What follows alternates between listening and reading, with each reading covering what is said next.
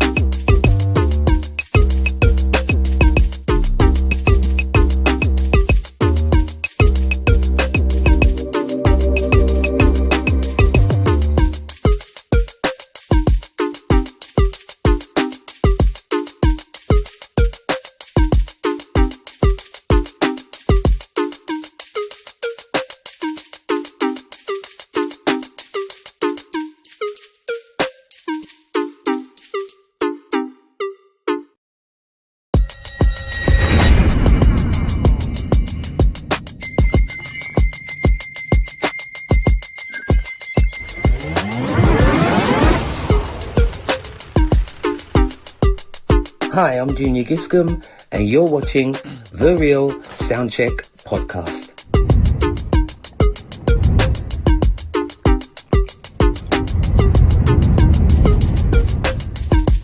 Hi, this is Carl McIntosh from the group Loose Ends, and you are watching The Real Soundcheck Podcast.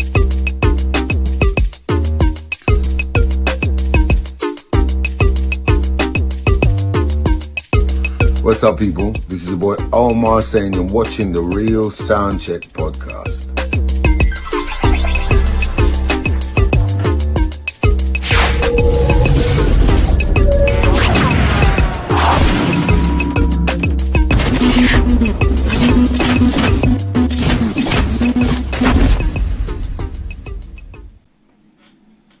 Boom, and here we are, just like that. Just like that. Just like that. Just like that. Mate, Tommy Cooper was a done. He was. He was a done. He was. Trust He me, was. man. He was, man. He was. Rest He in was peace, absolutely. different back then. It Yeah, is. Royal Variety Performance before you had Britain's Got Talent and all that. Royal Variety Performance was the one.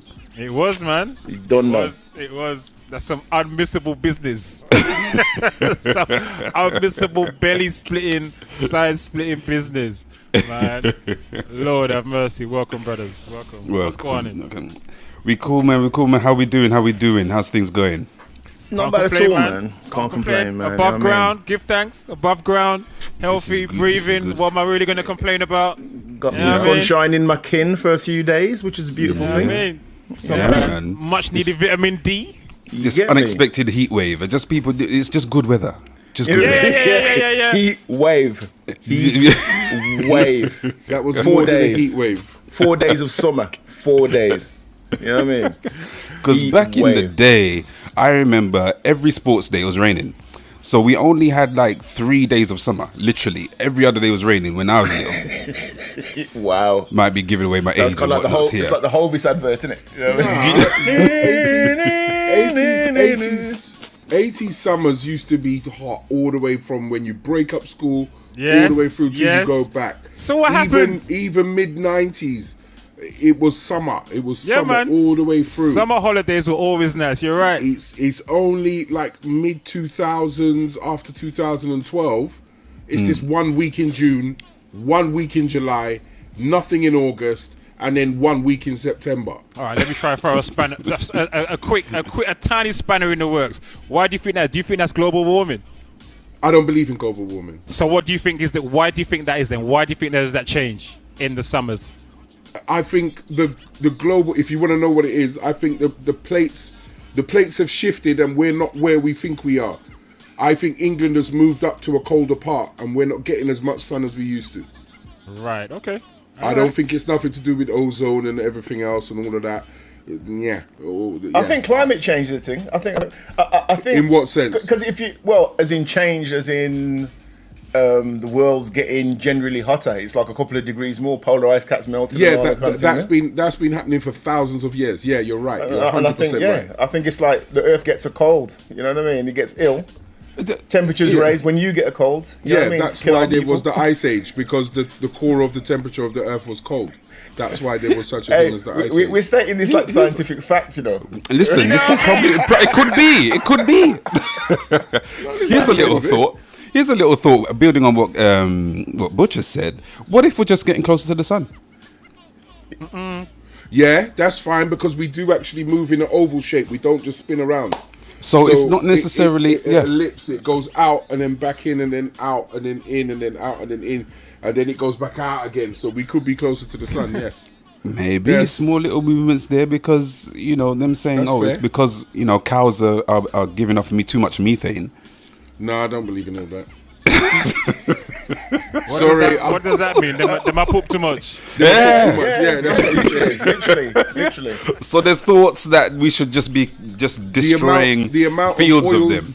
The amount of oil tankers and all of those machines that cross the earth letting off thingy is way more than cows. Exactly. I mean, Way ask a more little. than cows. The industry and everything else. Is that supposed to be an actual serious response to the climate change? Like, not from you. I mean, are people actually saying that's actually a thing? Yeah. Yeah. Yeah. They're saying we need to off a load of cows to stop them from doing that. Yeah. Wow. Yeah. That's like a vegan argument, isn't it? That was After industry, after the oil industry, after the shipping industry, after everybody else, you know what I mean? They're saying climate change is up to us and our children. No, it's not. To me, at the end of the day, if you want to battle climate change, deal with big corporate companies that have got tankers, what are they called? The big trucks, all of the logging companies, everyone that still uses diesel and everything. Get them to change their stuff first, and we'll follow. How about that? They're not going to do that. How about that? They're not going to They're do not that. gonna do that. I asked myself a little question the other day. I have random thoughts, and that random thought number 800,253. Do the Thames Clippers have to pay ULEZ? Do what? Do the Thames Clippers have to pay ULEZ? I have no idea. Can we get a fact check someone on that? That's a deep one. The Why boats we that checking go up and facts down. Do the Thames Clippers have to pay ULEZ? Wow. Just wondering. Boy, It's just a question. Just a random thought. Like I said, random thought. Anyway, we can jump back into this in a moment. Let's say hi to people in the chat. All right. Say good evening to Mitchie Boo. How you doing? Karen James is in the house. How's it going? The Diva speaks from Toronto.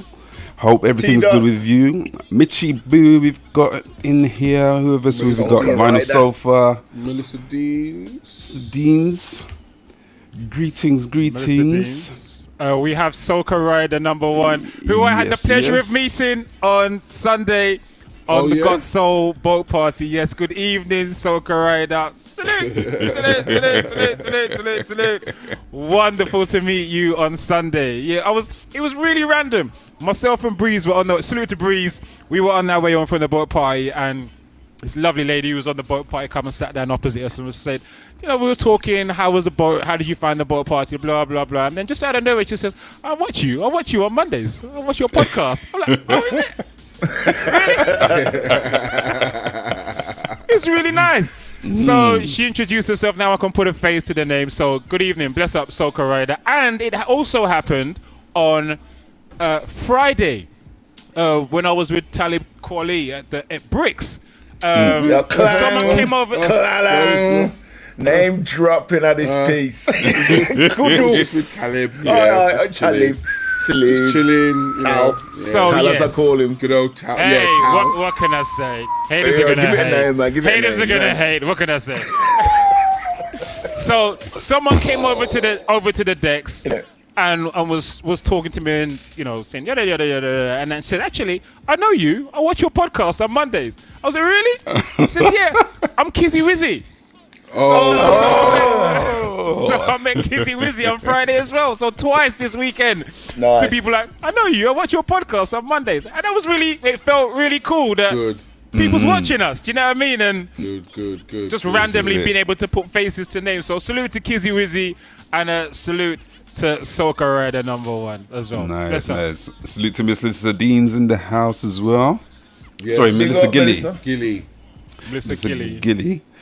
And also, of course, salute to the gentlemen that are not on the screen at the moment. Salute to Grown Folks Grooves. I believe it's celebrating a wonderful Happy anniversary. Happy anniversary. Well Grown Folks and done. Cammy. Bless up. Exactly. Salute. Big love. Every time. Salute to Mr. Diesel. He may be joining us a bit later. Hardworking man. And we also, of course, have the one like Friction, who's probably like fixing together like a bathroom and a TV station. And 14 flips. 14 flips, just setting up a publishing company and all the rest of it. But yes, man, salute to Friction. Hopefully he'll join us a bit later as well on the Real Soundcheck podcast. And thanks to the people who've been listening back on Spotify and on YouTube as well. Very nice to have you, and thanks for those who are sharing and letting other people know that we are here every Monday from 9 p.m. talking about various things. 7 DJs, 7 minds, 7 souls, as Mr. Butch says on our little track that we put together. If you haven't checked that out, it's called When We Come. You can check that out on YouTube as well. Thanks everyone who's been checking that out too. Do you know what? It's the way he does it in the video when he goes. Yeah.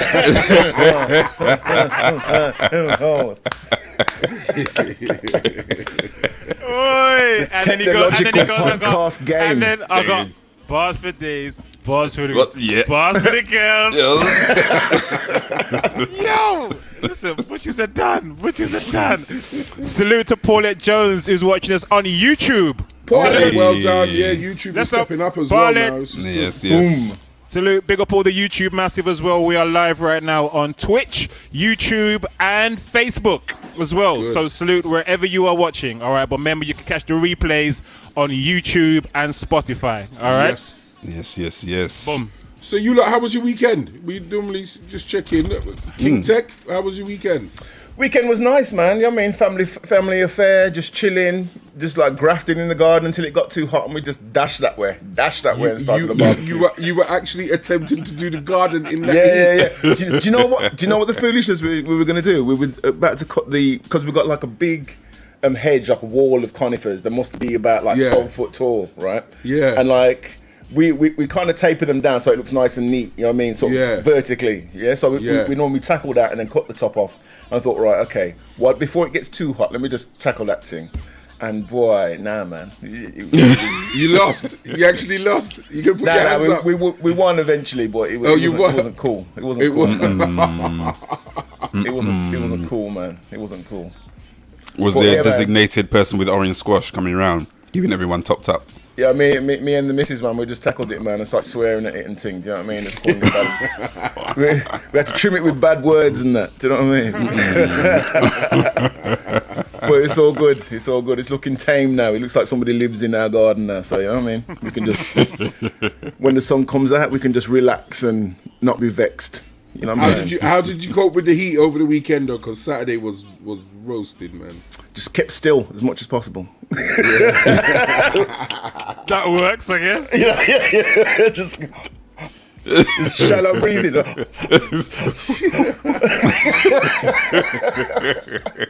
I just chilled, mate. We had a barbecue on Saturday, some music out in the garden. We was out in the garden till about 10, 11 o'clock, man, just playing music. It was good. Oh, wait, when you said you had music out in the garden, did you take out your set? No. I've got like a Mackie wireless speaker that I brought out. So it sounded like, I wasn't throwing, but it was throwing enough. Do you know what I mean? Okay. It was throwing enough. But it was nice, man. It was just nice. Just playing music. Had a little Barbie. You know what I mean? It was just cool, man. Nice, you know what I mean? man. Nice. That was my Good weekend. evening. Good evening, Black Gypsy in the building. Salute, Kerry. Salute. What's up? Mad love to you. Good to see you. Vinyl Sofa said it was so hot that at the end of a road caught fire. What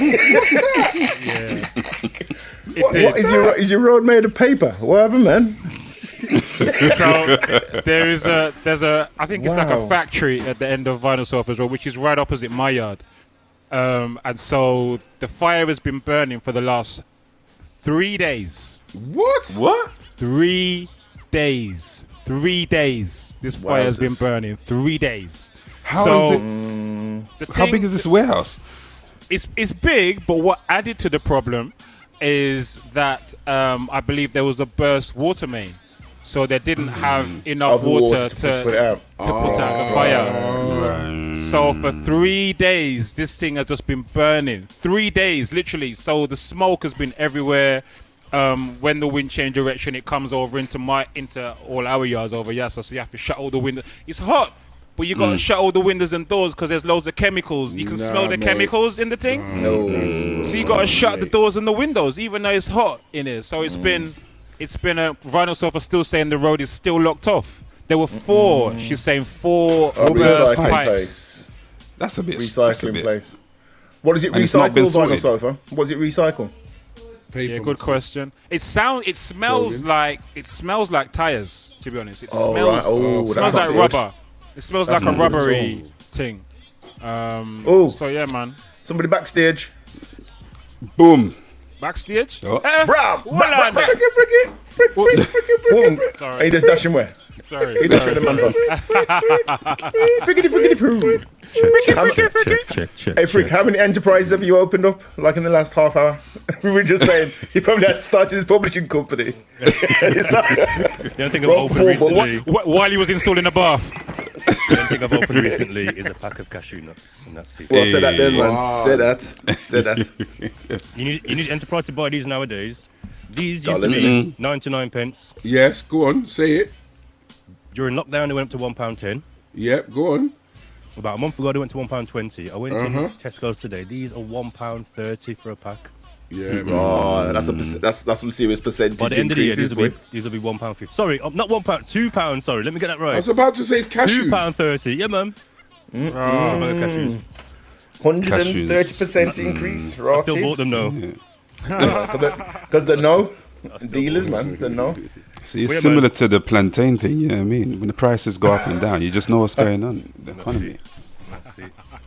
Dave, how was your weekend? It was we'll come on to what God's talking about in a second. But Saturday was just like almost like a washout. I had all these plans in my head.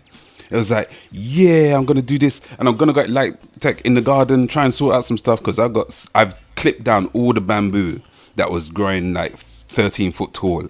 That's all now cleared down to sort of lower level. But I found that there's a plant on one of the walls that's grown so tall it's pulled the wall inwards, so the wall has to be rebuilt. Wow. What kind of plant that? A tree. It's just been there since I moved in, and that's some Jason the Wheeled Warriors type plant, boys. Yes, the magic root. You know what I mean? The roots. Sawboss is moving in. You know what I mean? You understand? Don't let me start singing, you know. Don't let me start singing. Please don't. And I'm just put down like that. Don't get him started. No. Yo, if you don't know about Wheeled Warriors, man, Google get to know, YouTube man. is your friend. Yeah, man. You better ask somebody. Yo, does anybody in the chat know? Anybody in the chat know about Jason the Wheeled Warriors? Just a little check. Anybody in the to put a 1 in the chat if you know about Jace and the Wheeled Warriors. Watch it. I didn't know about it. Sorry. Dave, go on, Dave. Go on, Dave. Continue. Yeah. Sorry. So Saturday became kind of like it was just too hot to do anything, so I just ended up dropping sleep. And then honest man. Yeah. Honest man. Just ended up dropping sleep. You know what I mean? So Saturday was a bit of a washout, but then Sunday was the Got Soul boat party. And although it was a little bit of a late start because there was another boat that didn't get to go at the right time, it was just a wonderful enjoy. I was scared. I was scared because this boat was late coming in. And we were waiting to board, and I was like, I hope no one ain't gonna have to draw for no white chairs out here today.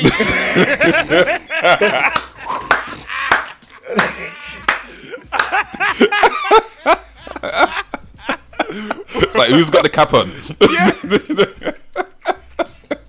Sorry, because there actually was a little bit of a dispute because the Thames Clippers were trying to get their people in, but the private chartered wanted to get their people in a certain way as well, so they were having a little bit of butt of heads.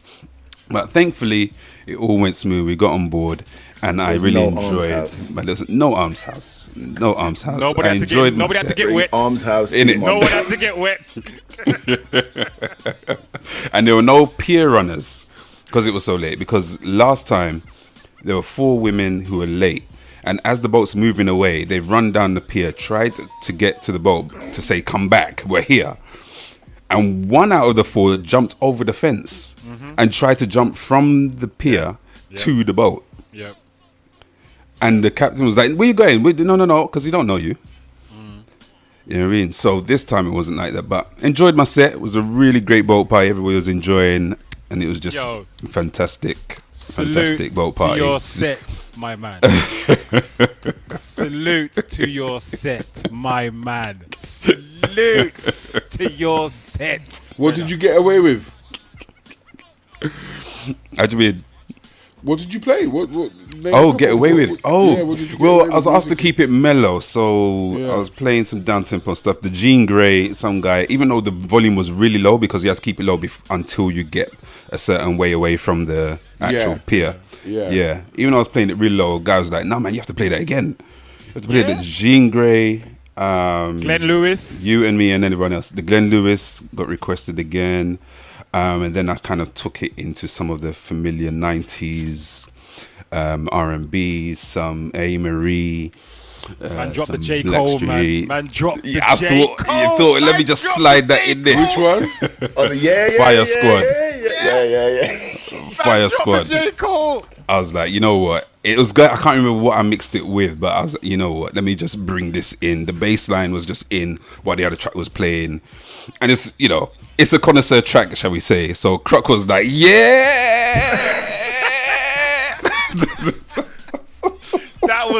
That and the Glenn Lewis was what got me up. That got me up. I did not go out to rave. I went out to just chill. But when you drop them...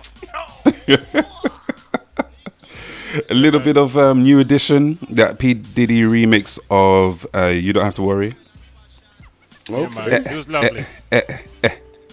Yeah, you set the... See what I did? You set the mood just perfect, Dave. You set the tempo perfect. Perfect.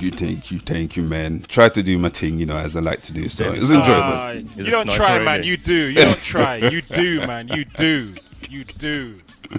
Man, Superstar salute Croc. to SA and the crew for putting it all on, yeah, man. Got Soul family. And shout out to Big Business as well. They Big taught Business as as well, usual. definitely. As per usual. Salute Mr. Excel. Salute Kappa.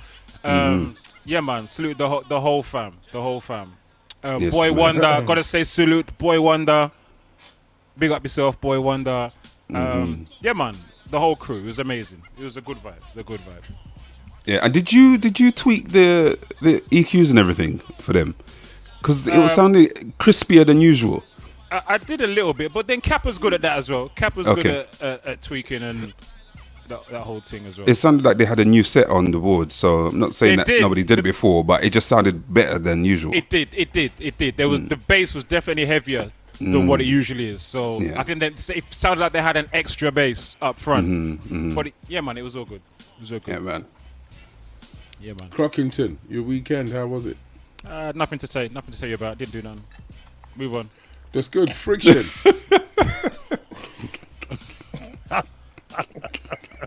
Get ready for the name drops, Friction. Clang, clang. I ain't do nothing. You know what I mean? Just hung out with my people. Your peoples. Okay. Your peoples. So it was interesting how I ended up at Bricks because I was meant to have been at Chip Shop.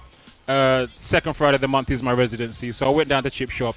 And when I got there, I realized that I'd messed my dates up. So I was free to go down to Bricks and take in Talib Kweli's DJ set. He was performing at Jazz Cafe, and then the after party was at Bricks. So it was a great vibe, you know. And then what else can I say? It was a great vibe. Trini Gladiator was there on the mic for him. Gotta say salute to Jim Sharp. Tore it down. Before Kweli got on to the set as well. But here was a joke. So there were two guys came up to me in the place, and they were like, I don't know which part of Europe they came from, but because I couldn't quite place the accent, and they didn't tell me. They said, "Yo, we're tourists, and we want to know where is hip hop, and you know we hear about this place, and we come and da da da da da da." So we got this long conversation for about 10-15 minutes. We're talking. All the artists that passed through Bricks and Chip Shop and yada yada. And then they said, if you don't mind, can we take a picture with you? I said, all right, cool. So they're taking a picture. And they said, thank you so much because, you know, it's so long, you know, I've been supporting you and buying your records and buying your music. And I said, hold up. I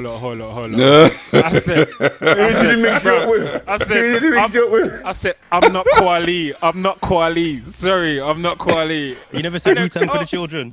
They thought I was Kweli. The two of them thought I was. Man. And they weren't the only ones. Here's the joke is they were not the only ones. A next group come up to me wanted to take pictures. Same thing. They thought I was Kweli. Black man with a beard. You know what? I think you need to check Kweli's tags because you might be in a few of them. Well, listen. So the first two, I let them know that they'd got it wrong. You know, and they said, "Oh, it's okay. We take picture anyway. It's cool." But the second dude who came with his friends, I didn't correct him. I just let him take the picture. I said, you know what, let me not spoil them. I'll just keep myself quiet. So I don't know how. I can only imagine how they felt when the big intro was done and Kweli rolled up and they realized they got the wrong dude. Fraud. To lie. They must have been like, yo, I need to delete that Insta post quick. But salute to Talib Kweli. He done his thing as usual. Salute to Radio Raheem, who was there, who I met yesterday, incidentally. Radio Raheem is a very big boxing commentator and an interviewer. And, of course, boxing royalty was in the place. Shane Mosley. I don't know how many of you know about Shane Mosley, but Shane Mosley is a three-time... Sugar Shane Mosley is a three-time world champion in 3 separate weight divisions. The man is a legend, a living legend. Man was in the place. Nice. Yeah, man. So it was great. And of course, Saturday was the very closest to nearly beat Mayweather as well. I think nearly dropped him. Yep. So yeah, it was great to meet Shane Mosley as well. Saturday, Reggae by the River. Shout out to Chinara Promotions. And all the crew in Kent who came down to Reggae by the River. That was a beautiful vibe as well. Just pure reggae music all night. It was wonderful. And then Sunday, obviously I was on the Got Soul boat party, which you know about already. So that was my weekend. How was Kweli's set? Huh? How was Talib Kweli's DJ set? What can I say? Talib Kweli is... He's good. His selection is good because he obviously knows music. Do you know what I mean? But obviously he's not a DJ. You know, he's an MC. You know what I mean? So I think some people were expecting too much from him. Do you know what I mean? He's not that guy. You know, so he can play great tunes and he can mix, but he's not going to be cutting up and spinning around, and I don't know what people were expecting. Do you know what I mean? So I think some people just came with the wrong expectations of him.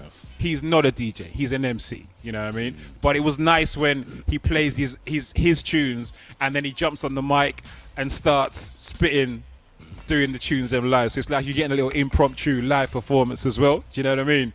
So it was dope, man. It was fun. He played some fun. He played the whole board. He played break beats, hip hop, reggae, dancehall, 80s pop. The man went all over the gaff. You know what I mean? So he showed his music knowledge, man, his depth of his music knowledge, which was nice. So it was cool, man. It was a nice vibe. I think some people just like I said, they just expect too much and don't need to remember he's an MC. He's not a DJ, and he's not his first thing. You know what I mean? Just keep it in perspective. So yeah, it was a nice vibe. Excellente. Want to say good evening to King Frick. Made it. What's going on, sir? Yeah, man, I'm here, man. Give thanks. How was the weekend? My weekend was... Or last week? Mainly consumed with trying to finish a bathroom. So, still on it, man. I was knee deep. But we're almost there. So, nothing glamorous to report. All I can say is the base is down, the waist is fitted, and the tray is ready to be fitted. Nice. I've done all the boxing in, so... Nice. If that excites you, then it was that type of weekend, man. Yeah, it's good to hear the progress, we're following you on the journey. Yeah, man. It's good to hear the progress. For real, man. It was only the day that must have been graft at the weekend as well, mate, in the heat. Yeah, man, it was. As I stepped in, I started sweating immediately. I just have to accept that my shirt's going to be wet and actually see. Yeah. But I look back at my photo stream of the day, and I started this project in June. We're now in September. Oh, wow. So, you know what I mean? But it's the price you pay, man. You know what I mean? It's the tax you pay trying to save money.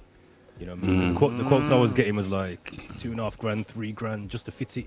But that's what you're paying for, isn't it? You're paying for not being in there for days and weeks, sweating and whatever. That's what you're paying for. You're paying to reclaim your time. Yeah. That's exactly she knows the deal now. She says, did you put down a membrane between the floor and the wall? That's exactly what I was doing over the weekend. So basically put 3 layers of membrane. So I've done the floor first, then I put the base down, put another layer down, and then when I put the actual tray in place, I'll do another one there and then tile it. So yes. Nice. Nice. And Butch, what about you? Friday. What did I do Friday? I think Friday was a quiet one. No, it's going to kick back in a second. Saturday, I did a 10th year anniversary. Okay. 10th year anniversary because I played at the wedding 10 years ago. and they called me back in, booked me from June to come and play at the 10th anniversary. They had a nice little members club with a field in the outside, and the family was playing rounders, playing games. It was just fun all evening. Sat down for a meal, and then it was party time, and they partied. One of the couples from Jamaica and the other is from Ghana, so the music went everywhere. We went from dancehall to soca to old soul and everything. It was, you know what I mean, when you see Auntie this and Granny that and everyone get up and start shake leg and sing and everything, it was wicked. And then, you know what I mean, you're throwing your little J hustle, your little whatever for the kids them, and it works out well. So it was nice to be a part of legacy and family, and you know what I mean, creating a memory. So yeah, that was Saturday. And then Sunday I went out for myself. I went to Ministry of Sound to Soul Sessions end of summer party, and I'm a houseaholic. It was 9 hours of houseaholic, nothing else. No R&B, no bashment, no nothing but house. Were you playing, or were you there just to enjoy? I was for yourself? just to enjoy. Oh. Caught up with a couple of mates that I haven't seen all year, and you know what I mean. There's other people from the circuit, and you just meet and love. And I knew the promoters and everything as well. They were happy to see me. I got hugs, man. I ain't seen them man there in ages. So when they saw me, it was just pure love. And then one of my favorite DJs was playing as well. Well, a few of them were, but I couldn't get into all the different rooms. Like I saw Steps there. He said he's on at 7. Then I see Wigman's on at 8. But another man's on in this room at 7. And then I saw Knowledge. He was on at 6. And then I was like, how am I going to do this? Where am I going to go? How am I going to... But I made it work. I tried to pop in on everybody's set and catch what I can. But big shout to Carlos Aries and Gavin Peters, man. They tore the place down. A true house set. 60 minutes of pure shellings.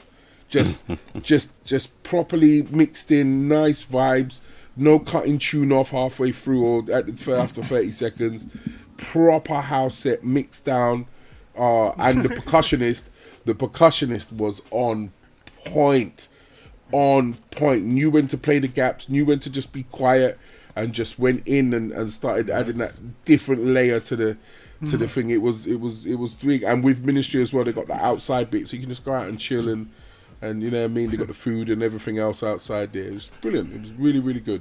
Can you imagine if DJs started doing that whole cutting off tunes after 30 seconds with house music? The intros alone are about 2 minutes. This is what I'm saying. So all you hear is drum. All you hear is kick and snare. That's what you hear. For 2 minutes. That's it. That's why I will always be a houseaholic. And that was it. I come home and sleep good. You know what I mean? Foot was hurting me. It was good. It was good. Question about you mentioned a percussionist. Is that kind of a standard piece or addition to a house rave, or is that a new thing? It's been happening for years. It's been happening for years, but it good depends. Ones. Yeah, good it depends. Ones will have a percussionist. Yeah. It is like the industry standard is Desi, and everyone that goes for Desi, he knows what he's doing, and he'd tear off any place. But it also depends on your lineup as well, and how they interact with the. You can't just get any percussionist.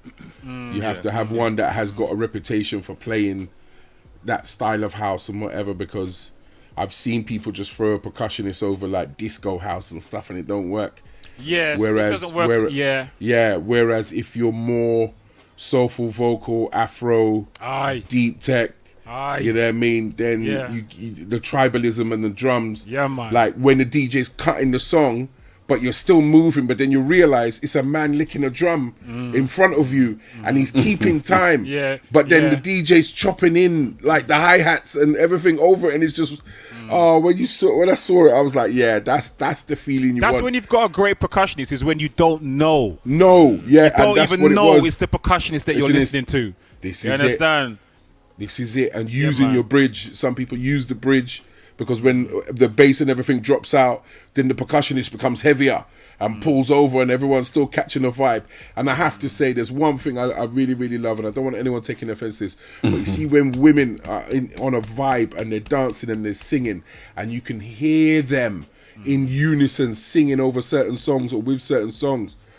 Oh man, when the tune's getting dipped and you just hearing vocals on top of vocals and everyone even man singing with gun fingers in the air, just letting off the ting.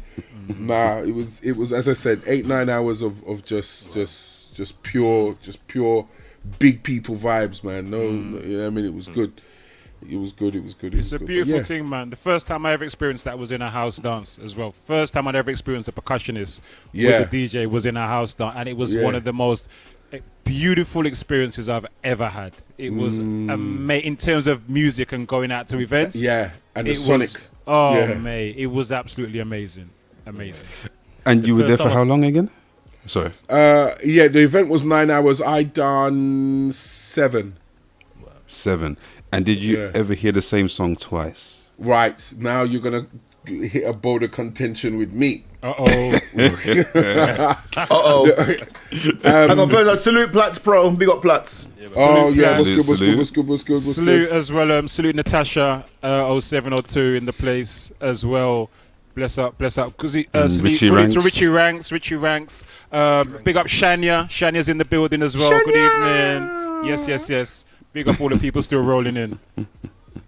To answer your question, brother Knight, I tell you what, because ravers are not stupid. That's why they're ravers. Like they understand the quality that they come out for. You know what I mean? They know when a DJ's clanging. They know when things have been played once or twice or whatever. There's a percentage of people who don't care because it might be their favorite song. So to hear it once or twice, they're okay with it. But there's a thing with house where really and truly there's no reloads. Like Carlos Series was told, like, "Blood, reload it." He just looked at the mic man like, "No, we don't reload." You know what I mean? They do that here. We don't do that. Like, you know what I mean? And a couple of other DJs, I didn't hear any reloads in the middle room. None. No one reload. You don't reload house like that, right? Wow. They went in, but.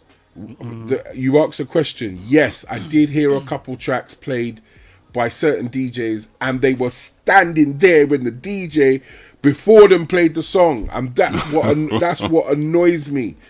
Like, I know it might be a go-to song that really helps lift up a set, but please, like, he just or she just played it. So why are you going to come on and put it within... And it's not even like you crept it in at the end of your set. Within the first 15 minutes of your set, you repeated 3 or 4 songs that you were standing there going, "Yes, mate, big set, yeah." And you come and play the same thing, and it gripes me. But I just think, how can I put it without sounding like a hater? I just think it's nerves. I think it's nerves, and I think it's just a fear factor that you go to the go-to songs. You know what I mean? It's like coming on and playing 112 after Daz Band, after Kelly Price, and then another man comes on and just plays Kelly Price, Daz Band, and then 112. You know what I mean? Literally afterwards, after hearing it. Because it's a go-to and you've seen the reaction and you've seen how it works. But to me, that's layman's. You shouldn't do that. You got more of an excuse now to say that has been done. Let me go somewhere else, or let me bring this into the fold. But anyway, that's my OCD. Do you think a factor is it that they've already prepared their sets and they know what they're going to play? Good or shout. Do you think it's just a safety net? Good thing? shout. I would love to support that factor, but my thing is, if you stuck a USB, and then we're getting technical, if you stuck a USB into a deck, you must have more than 10 songs on it. True. It's true. You know, after I said it, I thought the same. Yeah. If it was man bringing vinyl and that's what he's brought, and then that's what he's brought, then it's fine. But if you stuck a USB in, then that's where it moves towards the fear factor and you not being confident enough. You know what I mean? That big anthem, how does it feel? How does it feel? Yeah. Big tune. Big tune. Big anthem. How's it go? Again? Sing it. How it go again? I beg your pardon. And You know what I mean? As I said, it's an anthem and you can hear it. Don't get it twisted. If at 3 o'clock I hear something and I'm in the room and I don't hear it again till 9 o'clock, I'm calm with Sorry, that. gents. Diva, dip now. Dip now. Bounce, Diva. man, bounce. Dip, bounce, Diva. bounce. Yeah. Dip now, Diva. Dip Don't wait now. for no one Not to may bounce. have to. Yeah, dip now. bounce. Dip now, Yeah. now, No. now, May now, have now. to. That's Don't not match a the order. Just let us know now. you're safe. Get out and Please. let us know you're calm, please. Like, Dip all now. of that. Yeah, man. 17th floor. Get Yo, out. Yeah, dip keep now, us up man. to date and let Dip us know now. that you're safe. Yeah? Sorry, gents. No, it's a good shout. I didn't even see that. Yeah, just for the people listening back, this is live, so that's why we've just had Yeah, to. someone ask there was a fire in somebody's workplace, and we're just saying get out the building now. Yeah, I had that happen to me on Saturday. Yeah. Reggae by the River. When Yeah. I came off, the DJ after me, within about 2 or 3 tunes in, was playing stuff that he just heard me play. I don't get it. And he played one that I just played, and then about 2 more tunes in, he played another one that I've not too long played. And I'm thinking, well, me neither. I was baffled. I'm like, but Brethren, you were in the room. You were over there, so like, boy, rah, rah, rah, all of that when you hear me play the tunes. When you heard me play the, so you clearly heard the tunes, and now he's come on and he's played them over. Like, and then I went downstairs. I was downstairs for a while. And when I came back up, must be like 35, 40 minutes later, I walked back up and he was playing the next tune that I'd already played in my set early on. So God knows how many tunes he played over while I was downstairs. This is what I'm trying to say. I don't know what it is. I don't know if it's fear. I don't know if it's, what's the word, not being prepared properly or whatever, but I can't forgive standing in front of a DJ, listening to them no excuse. play There's no music, excuse. and you come on and repeat what they've just played in front of you. There's no excuse. In this age, I had a conversation with Big Business and some of the brothers on the boat party on Sunday, and we were talking about what's changed. We were just reasoning on the boat and talking about what's changed from when we started to now. And one of the guys said the internet. That's the main thing that's changed, is the internet. And I agreed. And one of the things about the internet is the accessibility to music, right? Mm-hmm. So with the internet, you have no excuse. When we were before the internet, we had to buy a tune. You know, you could have that excuse. Oh, boy, I've only got so many records I've bought, and there's only so far this 100 or 150. How many records I got in my box? This is all I've got to work with. Do you know what I mean? But in the age of the internet, when DJs literally have access to every song on the internet, there is no excuse for playing over tunes. There is no excuse. Yeah, and even if a set was pre-prepared, like I've got a pre-prepared party set that I can play, like I know off by heart I can play it. If, as I'm playing that set, I can look at the crowd and say, you know what, I'm skipping the next 3 because I know that's not really going to go well down here. Mm-hmm. Or someone's already played a track, I'll just hop to the next one then. And Exactly. It doesn't break the set. The set still works. Exactly. You know what I'm saying? Exactly. And I've had to do the same. Yeah, the other thing I was going to say as well is, it's funny, me and my son was having this conversation just this weekend. So he's big into drum and bass. And so I says to him, like, he'll go to Lab 11 in Birmingham, one of the biggest drum and bass venues in the country. All the big time DJs go down there, celebrity DJs, whatever. And they have like all dayers. So I was saying, when you go to these big long events, do you hear the same tune over and over again? And he was saying almost every DJ plays like the same handful of tune. There's like certain bangers that are out by certain big name producers, and they all play these tracks. And I was like, but doesn't that, like, do you like that? And he was like, well, at the end of the day, if it's a banger, it's a banger. And I was like, rah, like, I couldn't do it, man. Yeah. If one DJ plays it and another DJ plays, and then a third, I'm like, that's off then. It's written off. Yeah, I'm not exactly. going to be the fourth guy to play it. Yeah. This is it. Yeah. It's like Are they thinking that the people in the dance are kind of recycling, so they may not have heard it if they're coming in late? Is that what they're thinking? If you think like that, then you're a muppet. I swear to God, no, it's true, man. It's true. no. Because my thing is, and look what you just said. I'm standing in front of the DJ that just played it.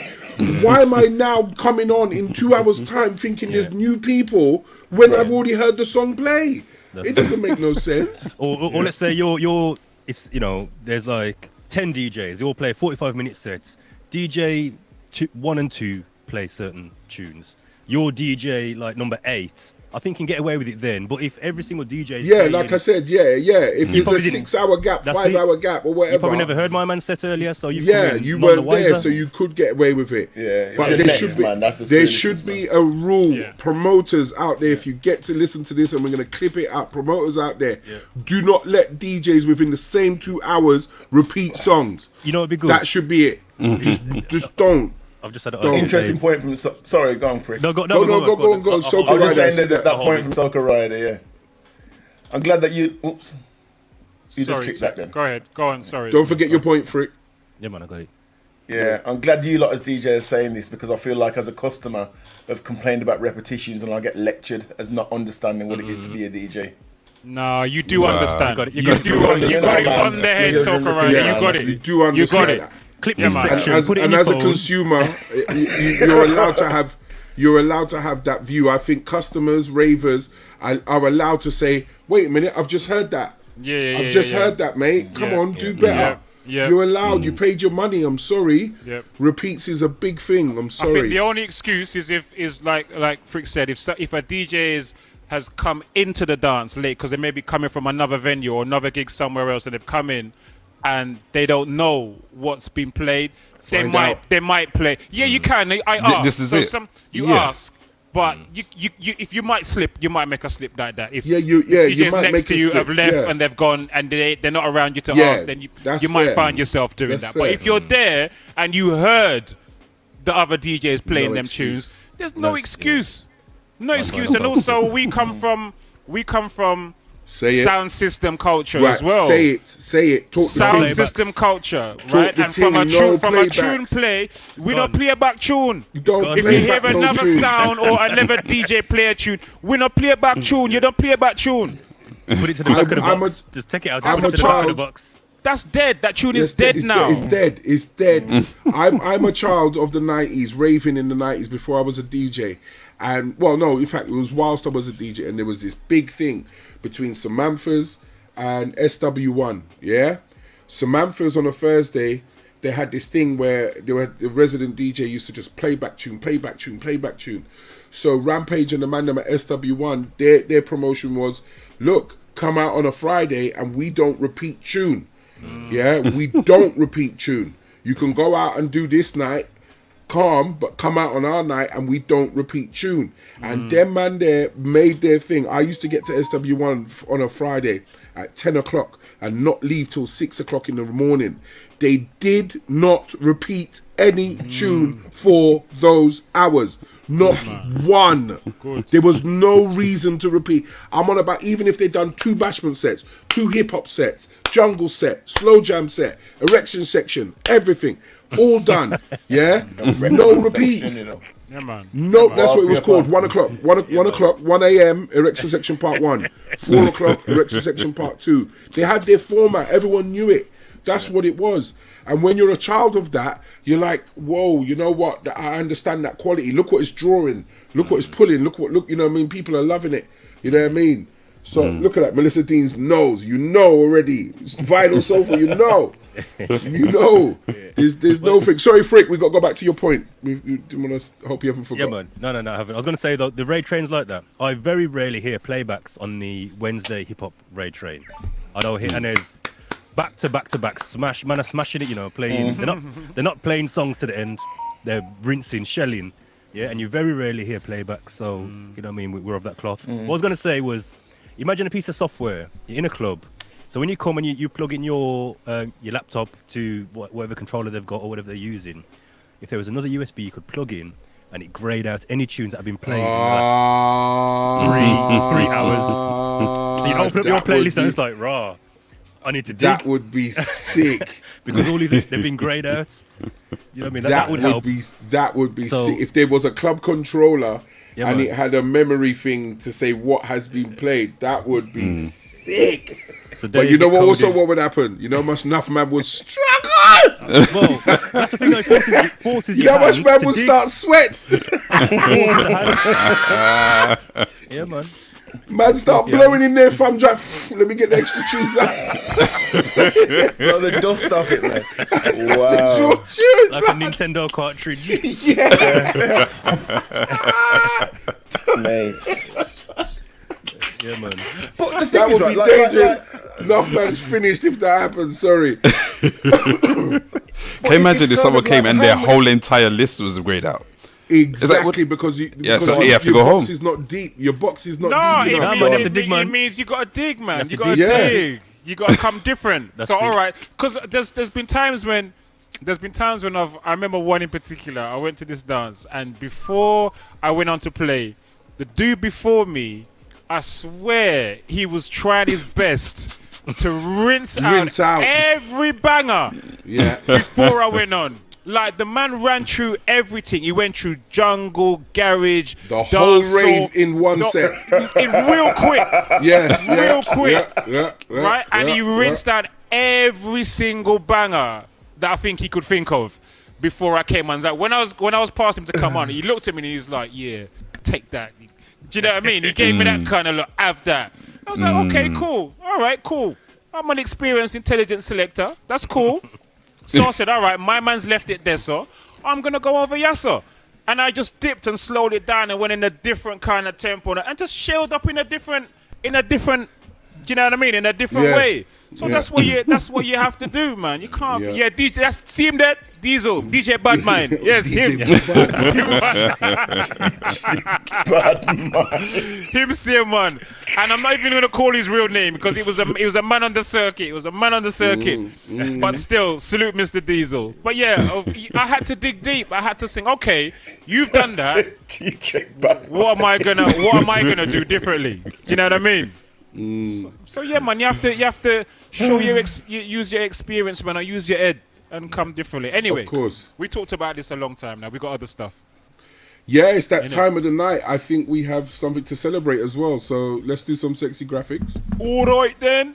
And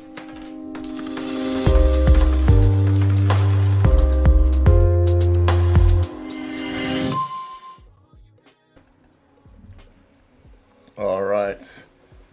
Now, this is a topic that my man Dave brought up. Dave, do you want to lead on this one, bro? Sure, I'll give it a little intro and that Little intro. because wonderful young lady Coco Gauff has won the US Open at 19 years old. People are calling her Salute. almost like the next Serena. So we are in awe of this wonderful young lady. I don't know if you've caught some of the highlights of the series. She was just powerful on the court, and there actually was a situation where she had to stand up for herself because the umpire, is it umpire? Yeah. Yes. Was seeming to be quite favourable to the opponent, letting them sit down when they're not allowed to sit down, letting them take their time in terms of being ready. And when she was delivering her reasoning to the umpire, and the umpire was trying to say, "Oh, you're very fast," she said, "No, I'm regular time. Ask any of the other umpires here." And not only did the commentators agree with her, but the crowd agreed with her too. And they were all clapping, saying, she's perfectly right. She's 100% right. Showing the bias that can be happening. She's only 19. She is melanated. She stood up for herself. And not only has she stood up for herself, she has won the entire Brook. Yes. Yeah. Yes. Nice. So, it's called the Summer of Coco. 18-1 record, winning 12 straight matches to close out the North American Hardcourt Swing Series. And she gave a wonderful speech, and we're going to have that play in a moment. What we want to pay attention to is there's a part towards the end where she thanks someone or a group of people who you think wouldn't be thanked, but let's see what she had to say. All right, cool. Let's go. Tell me if you can hear this, folks. Yeah, we can hear it. All right, wicked.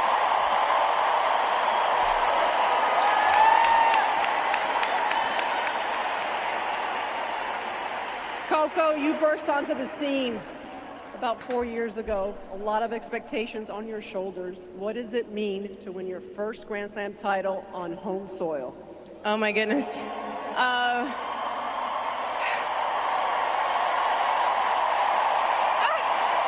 means so much to me.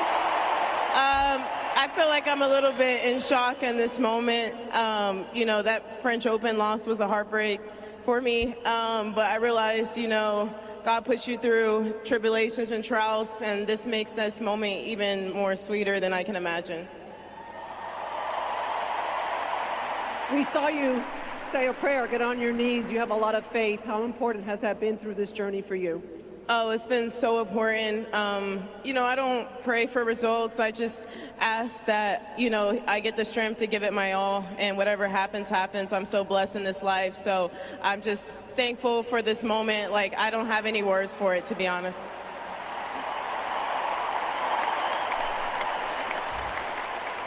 Arena came out super strong today.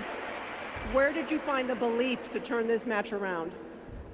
I don't know. I just knew that if I didn't give it my all, you know, I had no shot at winning. Arena's an incredible player.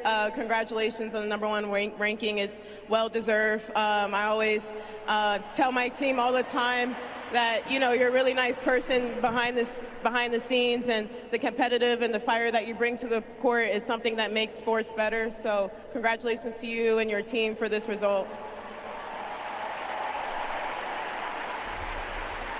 And what about your team? You had a great embrace with your mom and dad. They've been with you through thick and thin. Your brothers are back at home, your grandmother. What message do you have for all of them? Can I take the mic for this one? Sure. Thank you.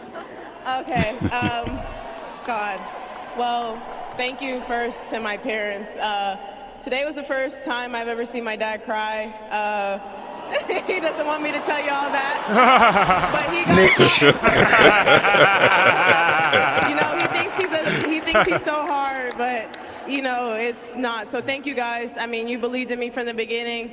I've been coming to this tournament. My dad took me to this tournament, sitting right there watching Venus and Serena compete. So it's really incredible to be on this stage.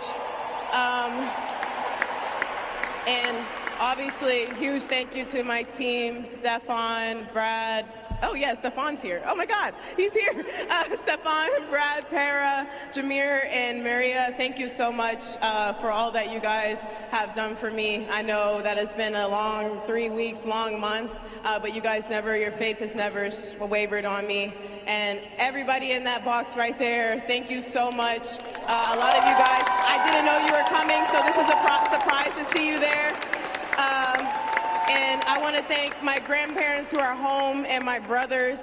I FaceTimed my brother right after, but he didn't answer. But then he called, and then he called me later, but I had to go. So thank you to those who are watching. And then the last couple things I want to say. I love this. Honestly, thank you to the people who didn't believe in me. I mean, I love this. Like a month ago, I won a 500 title, and people said I would stop at that. 2 weeks ago, I won a 1,000 title, and people were saying that was the biggest it was going to get. So 3 weeks later, I'm here with this trophy right now. Start the things. You know, I tried my best to carry this with grace, and I've been doing my best. So honestly, to those who thought who were putting water on my fire, you're really adding gas to it. And now I'm really burning so bright right now. And last but not least, thank you to New York. Thank you to you guys. You guys pulled me through this fire. The supporters that have me so much to me. So thank you all, and thank you to everyone who made this tournament possible, especially you, Stacey. You put on an incredible tournament. I mean, I remember just being here a couple years ago, and you always believed in me. So thank you for just doing that, and all the ball kids, photographers, staff behind the scenes, everyone who made this tournament possible. Thank you so much, and thank you, New York. Oh my God, this means so much. Thank you. Lovely. Yo, try and make man eye water. What happened to you, sir? Yo, listen. when I watched that, because I hadn't seen that right before Dave posted it, and I watched it, man, and it was similar to what you're saying there, Butch, man. I felt that, you know what I mean? I felt it for the parents, for the whole family, and what I loved especially was how calm she was. She wasn't like hysterical. Oh, I just. It was like she knew she deserved to be there. She knew. She knew because I was here, and like Platts Pro said, man. At the end, the hater check at the end, it was like, well, I won that tournament then I won that, and now I'm here. So what? And what? Do you know what I mean? I deserve to be here. You know what I mean? I deserve to be here. I love that, man. I love that. And salute to her. 19. Worries. It's just the beginning. Just the That's beginning. a strong sister right there.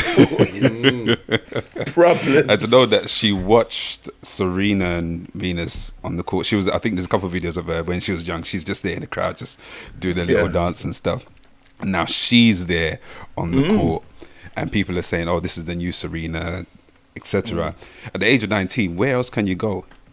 What else can we expect from her? And hopefully get even more bigger things from her, because she's got so much young. The youth is on her side, basically. Yeah, time is on her side. Good. Love that, man. Love that. Yeah, so salute to her, salute to her team, and even though she called out her father in that 4K crying situation, we do get emotional when our children do well. My youth did that. I'd be balling same way. I would be balling, nose knot, everything. Everything. I'd be like, yeah.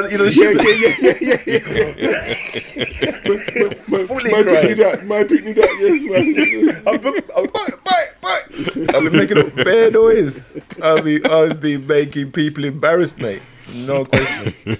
It's not a small thing, is it? It's a big, huge. It's not. It's a big thing, man. So huge, man. And when you look at things like that, I love watching things like that, because you're thinking, especially like in sports, where you understand what sacrifices that person's made to get to that point. Do you know what I mean? Like she's probably effectively given up her teenage years. Just training, going to and from training, going to and from competitions, winning some competitions, losing some, getting past injuries to get to there. Do you know what I mean? She's only 19. You know what I mean? Exactly. And especially with football as well, they basically give up the whole teenage to get to where they're going. You know what I mean? Yeah, I understand what you mean by give up, but if you're going to become a professional, you live a different life. But I know what you mean. You mean the freeness and the walking around. Yeah, the free. Your mates are going out on the lash and go and check. Yeah, you got to just kick ball. Yeah. You know what I mean? You got to kick ball or lick ball with racket. You know what I'm saying? That's what I mean. That's what I mean when I say give up. No, you know what I mean? Yeah. Dedication. Give thanks, Diva. Oh, the Diva, Thanks, brilliant. give thanks, Glad to give hear. thanks, give Glad to thanks. hear. Thanks for letting us know. Nice. Thank you for letting us know. Nice. So, what's your thoughts about what she was saying there, where people were saying, "Oh, you won that thing. That's as good as you're gonna get," and then sort of putting that glass ceiling there in front of people? What's your thoughts on this? Because there's her words there. Thank you to the people who didn't believe in me. Like a month ago, I won a 500 title and people said I would stop at that. 2 weeks ago, I won a 1,000 title and people were saying that's the biggest I was going to get. 3 weeks later, here with the trophy right now. Try my best to carry this with grace and be doing my best. So honestly, to those who thought they were putting water on my fire, you're really adding gas to it, and now I'm burning so bright now. Bars. Drop mic. What impressed me most is the maturity for her, for a 19-year-old to come out with that statement and that perspective, and to have the confidence to say it when she's just won that to all those people. A level of maturity and confidence in her young age is beyond her years. It's beyond her years. That's what impresses me the most. It's one of those clips that should be clipped up and just kept, and not just girls, you know what I mean, just people full stop need to just go back to it and understand that, you know, when other people are putting their doubts on you and showing their fears, because that's what it is sometimes when they say things like that, it's their fears. Because you're going to outdo them, you're going to be better than them, so they put their fears on you to try and hold you down. You don't fight it. You just go on through and do your thing. Just keep going. Don't worry about it, because look what happens. As you said, 3 different competitions, and by time the third one, she's the national champ. You know what I mean? I think in addition to that, but sorry, Friction. In addition to that, I would say that it's. I would add, sorry, not to to contradict, but to add to that by saying that it's also not just other people's fears, it's also mastering your own, conquering your own self-doubt. Do you know what I mean? Because sometimes it's the inner voice that is the biggest enemy. It's the inner voice telling you, I'm not good enough, I can't do it, I'm not gonna. That's where fear starts. Do you know what I'm saying? 100%. So I think it's also, we need to apply that to our inner voice, maybe more than the external ones. You know what I'm saying? Yeah. I think sports like fighting sports like martial arts, boxing, tennis, you could include in that, where it's a solo game. You know what I mean? And it is quite cerebral. You've got to overcome a lot of fears. In boxing, the fear of getting hurt, the fear of losing in front of your people, the fear of doing that in front of millions watching you. Same with the tennis. You haven't got the risk element of being injured, apart from like twisting up an ankle or something. But there is still the fear of being beaten, overcoming things. And I think during that game, I haven't watched the whole game or anything, but from what I understand, she was behind in sets, and she came from behind against the world number one to win it. That Galaxy Beach, she's crowned as the world number one, isn't she? Yes. 2-6, 6-3, and then 6-2. Do you know what? Yeah, do you know came what? from behind. I think Tech. I'm Friction. I haven't forgotten you. I know Friction was trying to come in with a point, but just to add to Tech's point, I think it even goes beyond sports, bro. I think this is just life. You know what I mean? I think people struggle with fear of failure in life in general, whether it is the sport that you're doing, whether it is the job that you're in that you want to leave, whether it is that creative thing that you've been waiting to do for however long and you don't think you're good enough to do it, or whether it is whatever. Do you know what I mean? There's just so many things that people are afraid to do in life. And I think it's something that kind of transcends even sports, man. Just having the belief to say, yeah, I can actually leave this job and I can actually step out on my own and succeed. We've spent so much time focusing on the fear of failure, the possibility of failure, and ignore the possibility of achieving and success. Yeah. You know what I mean? And what's wrong with failure? Do you know what I mean? You don't win. It's the best way to learn. It's the best way to learn what's wrong. You can't do anything until you fail. Yeah. I tell all my children, failure is the path to success. You have to fail. If you're going to say, if you fear failure, then you know what I mean, you'd still be lying on the floor at 18 years old because you fell over once when you tried to walk and you never got up again. You get me? Well, has anyone read this? The War of Art, Stephen Pressfield? No. So any creative, anyone who's pursuing anything, they should check out this book, The War of Art. Yeah, it's a play on the art of war. The art of war, yeah. And it's basically about resistance. So anything you set your mind to say you're going to do, straight away you're going to get those inner voices saying, who do you think you are then? Go and sit back over there because you're not good enough to do that. You know what I mean? And it talks about the battle every single morning with resistance. You know what I mean? And it's saying like inner resistance is the biggest barrier to anyone succeeding. Because forget the external voices, they're external. Right. That's what I'm saying. That's what I'm saying. The internal voices. Yeah. So that's one thing that you just prompted me. There's another book called Mindset as well. That actually talks about failure and the importance of running towards failure, like pursuing it. Look for opportunities to fail so that you can then grow and be more successful and just change your relationship with failure.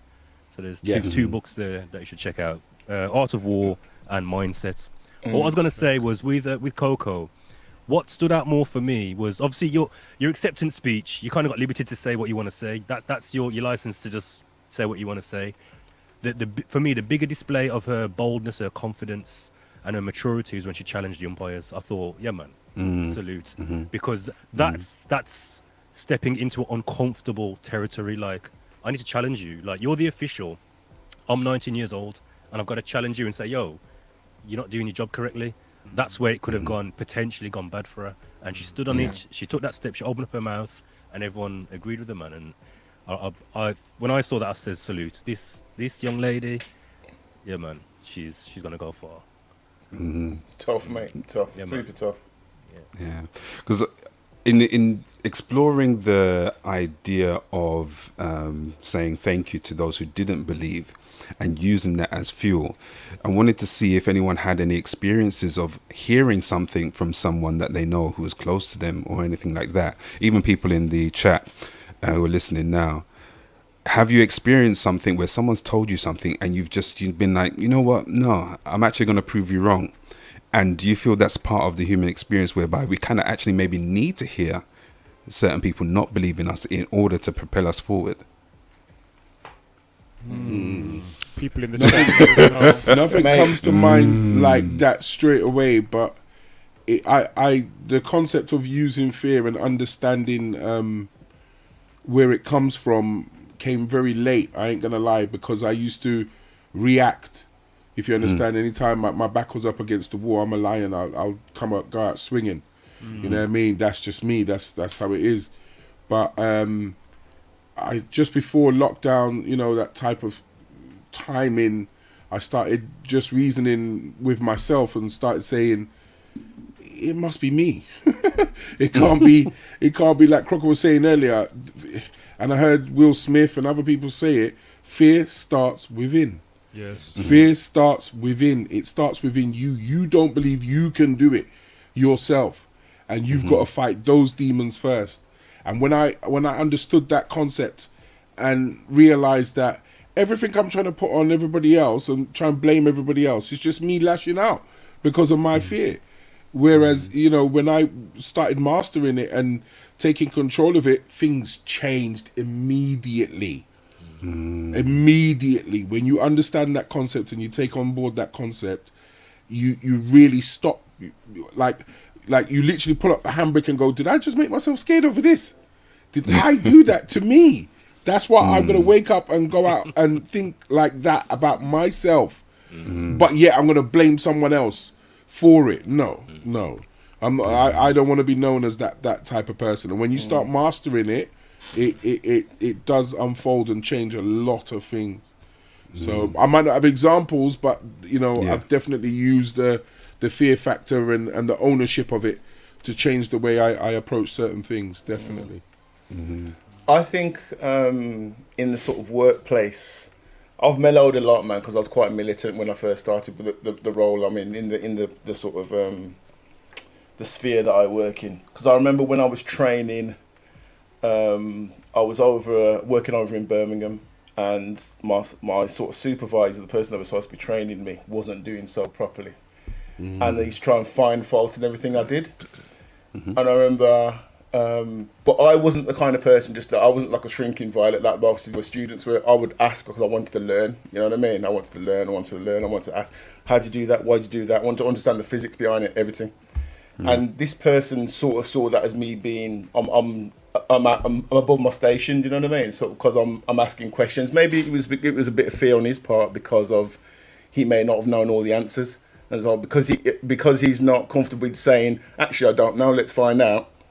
He took that as, I'd rather just try and shit on this guy. You know what I mean? So I remember being in the staff toilets, and this guy going into the head of department's office and talking to the head of department, and the toilet's right next door, and hearing this guy wanting to get me thrown off my course. Right? This is like about a year and a half on my course, wanting me to get me thrown off. This time before this, I'd come out of school, right? I'd been working I was training as a hotel manager at the time, which basically was just slave labor. You're just there all the time, just doing foolishness. You know what I mean? It sounds really posh, but basically I was just like slave, basically, right? And applying for jobs in sort of scientific fields, and then got this training course. This sort of regional training course on this thing, medical physics, right? And so it was kind of like, this is it, I'm in. And then this guy wants to throw me off the course, or get me thrown off the course over foolishness. So I was like, I'm going home, and I was just like in a daze. I was thinking, I can't get thrown off this, man. Do you know what I mean? I ain't got nothing, no fallback. So I said, right, okay, I'm going to come in tomorrow morning, early, before anybody else. And I'm going to not have it out with him. I'm going to ask him what I'm doing wrong and put it right. Do you know what I mean? He can't moan about that. So I confronted him, must be similar to what this Coco did with the umpire. And he goes, hang on, just a minute, I've just got a call downstairs. I've been called down onto the treatment room. I'll need to sort the patient out. I'll be right back. This is like about 7:30, you know. I got to Birmingham for 7:30 in the morning. My man's working already. My man didn't come back up till 9:30 when everybody else is there, right? And these times, then the head of department's coming to talk to me and go, right, okay, we're going to put a training in place. We're going to do this and do that. And I went, oh, I see. My man's chicken-hearted, really. He wants to throw me off, get me thrown off the course, but not actually confront me and say anything. And then from then, I realised that, right, okay, I've got to back my corner. And basically what I have to do is make sure everything I do, there is nothing wrong with it. Then you can't find fault. Do you know what I'm saying? And I did that for 2 years, went off, worked in different places. Then eventually, when I came back to that department, I'm at the same level as him. Everything changed. My man's like touching to me like me and him's best friend, but I never forgot. You know what I mean? Never forgot. You know what I'm saying? So, Spitting your coffee. Yeah, exactly. Well, I kind of take things, when I see challenges like that, I kind of take it as you're challenging me personally, so I have to throw down. I try to not be the ignorant black man in the workplace and kick off and flip over tables, because then it's like I'm the bad guy. Do you know what I mean? I try and go about it a little bit more subtly. You know what I mean? And there, I just confronted him, not in any sort of antagonistic way or anything. It was just a case of, right, okay, I understand you're not happy with my work. What am I doing wrong? And if you can tell me, I will promise I'll work on it. And I was, I've got a call downstairs. Didn't want to even have that conversation. So my man's a chicken heart, man. End of. End of, mate. You know what I mean? End of. Say Good evening, Miffy Moments. Good evening. Good evening, Miffy Moments. Good evening, Ayola One Bagger One as well. So I'm gonna call her from now on. I'm just gonna call her Ayola One Bagger One. Come here, Enough one. Yeah. What was Laney's comment? Laney's point was, I'm quiet and keep my head down, but when my job tried me, I took out a grievance and won. I wasn't putting up with people lying on my name. They effed around and found out that day. Go on, Laney. That's it. Respect, Go on, Laney. respect, Yeah, man. respect. Yeah, I had to do something similar as well. I had to do something similar. Yeah, when like Tech, some people were trying to, and Laney, some people trying to lie on my name and slander my name. And when it gets to that point, man, sometimes sometimes you do need to stand up for yourself. You have to, man. And not let people run over you or spoil what you're working on. So I had to do the similar thing, and I won as well. But then I left because I don't want to stay in that environment with that. I don't want to stay in that energy where I'm constantly having to be watching my back. I'm constantly having to be waiting for the next attack, or constantly having to try and prove myself against whoever you are. Do you know what I mean? I want to be free to just do my best without having to worry about watching my back all the time. You know what I'm saying? So more than anything, I kind of tend to, like Coco said, I don't pray for the win. I just pray to just do the best. You know what I mean? When I go at, if sometimes when I'm gonna do a set, if I'm nervous, I will go and find a little corner and I will just say a little prayer. And all I pray for is just give me the strength and the confidence and the courage to perform well tonight. That's all that's it. It's as simple as that. And I go out and do my thing, and whatever happens, happens. You know what I mean? Napalm. Straight baseline. At Chip Shop, when I sat at that table eating my food, I just sat there and I was looking around and I was like, give thanks, man. Give thanks. Like, Lord, you've put me here. People might not, obviously people have got different religious perspectives, and they'd say, well, God can't honour that because it's not honouring him or whatever else. That's neither here nor there. But I sat there and I gave glory. I said, yeah, man, you put me here, man. You prepared me for this, and you've put me here. So just give me the grace to do what I need to do. You know what I mean? But I definitely took a moment that night and just thought, yeah, man, give thanks. Nice. Did any of you guys, in terms of your teachers, because I've always heard teachers say about, oh, you'll never amount to nothing, or what you're gonna end up being this, or you're gonna end up being that. Have you ever heard of that during your time? The only one that no, it's not even that capacity, and this is why I rate my mum so highly. I was at university, and part of my course was financing and accounting, because I did event management, so you had to know how to do your books. They gave us a task of running a coach company and putting on events, and basically to do the mathematics to work out how you get get profit and stay afloat and so forth and whatever. Okay. But you had to put on 2 events and so forth.